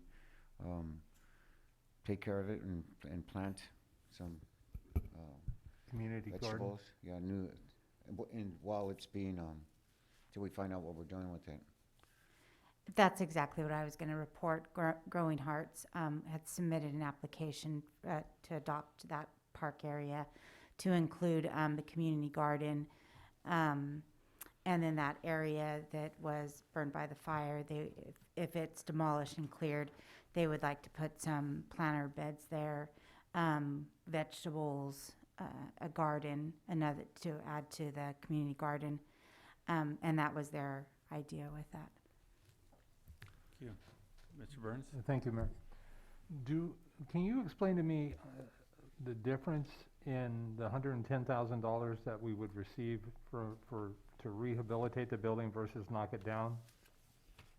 I'm not sure I understand the question. Well, I think the main difference was it would bring it back up to ADA compliant, where the old building was not ADA compliant. So that's the main thing also. But as I heard the report and as I read the report, if we knock it down, we're going to receive $330,000. If we rehabilitate it, we're going to get $440 or so thousand. Correct. Why the difference? No, I think it's because the old building was not ADA compliant, and this, with the allowing us to build back, they will reimburse us to make it up to code. Okay. So that's probably the main difference. Okay. Do we have a sense for what it's going to cost to demolish that building as opposed to all the others as well? I do have a quote just for the demolition of Building A, and it was $49,000. Okay, so the likelihood would be, given the givens and assuming the assumptions, that the lower amount, if we chose to demolish the one, would in all likelihood cover the demolition of all the buildings? Potentially, there is some hazardous Right. material, so that could actually raise the price. But that's where we were actually leaning because of more of a risk. We have buildings up there that are not being used, staff not being up there, that it could be a potential liability in the future if we don't do that. And that was kind of the one thing we were toying with, is to use the funds from the burnt out building to take down the other buildings that we can. Now D, we do have, it has some use. We're using it for storage right now, so that building should be able to stay. Do we have any projected future needs to house staff up on the hill? Not in those buildings, no. Okay. Thank you, Mayor. If I may, Mr. Mayor and Council, Paul Da Silva, IT Director. Building D does have network connectivity at the building currently in use. We have a microwave system going out for the police digital radio system that's getting implemented, and also fiber to the county IT building at Building E. So of all the buildings not to tear down, that would be one. Yeah, we were planning on keeping, I mean, county's IT is in Building E, so that's still being used, but like I said, B and C are the ones that we continue to have problems with homeless or other transient. Yeah. Another suggestion was there's, behind B and C, there's a kind of a side slope grassy area that potentially could be another dog park for Vista Park Hill. Did you have a comment first? Go ahead, sir. I did. Thank you, Mr. Mayor. I haven't been up there in a while. So what I remember, there was a couple of modular buildings, right? So it sounds like there's A, B, C, D. There's 4? There's 5, actually. And then there's one that is like next to that area that you're talking about that's not a modular building. Which building is that one? It's an actual building. That's probably D. D's like 2 stories. There's a garage underneath and then a building on top. Okay. And then all the other ones are modular. So we're talking about knocking down all of them except for that one? Correct. And E, which is a smaller, like almost looks like a little house. Okay. And then The other thing is, we already have a community garden there, so I'm not in favor of having a bigger garden there, unfortunately. I do like the idea, and this is something that I've talked about with Chief Westrick, is putting another dog park up there on that area, or potentially just maximizing that for another use. I love the garden that we have up there. We've had it for years. Thank you, Ms. Pollard, for taking care of it. And Growing Hearts has also recently, they're a new organization, been taking care of it. But I don't think that we should demolish all the buildings and just make a bigger garden area. I think we can find a better use for it than just that, in my opinion. But I do think we should demolish them and do something that's a little bit more sustainable. Thank you. So I would say I'd recommend this. The reality with prevailing wage, you try to redo this building, it's gonna cost you more than the $443. It's gonna escalate to $600-700 before you get too far with it. Unless Councilmember Burns wants to do the painting inside. That could save us some money. Well, at prevailing At wage, prevailing I'm wage, all you'll in. do it, right?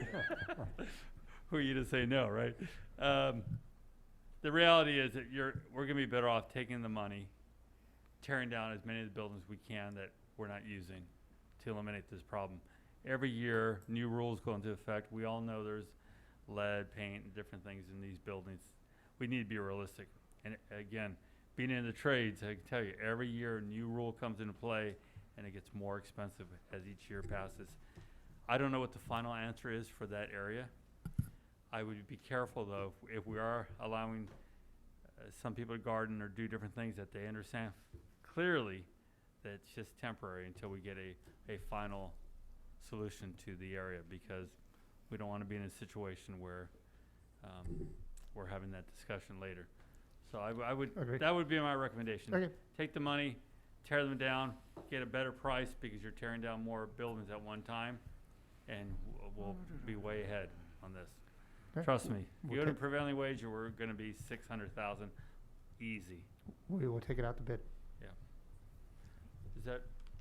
Everybody feel that? Take All the right. money and run. Okay. Okay, thank you. Do we have any speaker cards on that? There are no speakers. Okay. H, I, J, and K, there's no business. Is there a motion to adjourn? So moved. Second. There's a motion and a second. All in favor? Aye. Aye. Motion Aye. carries. Thank you, everyone, and good night.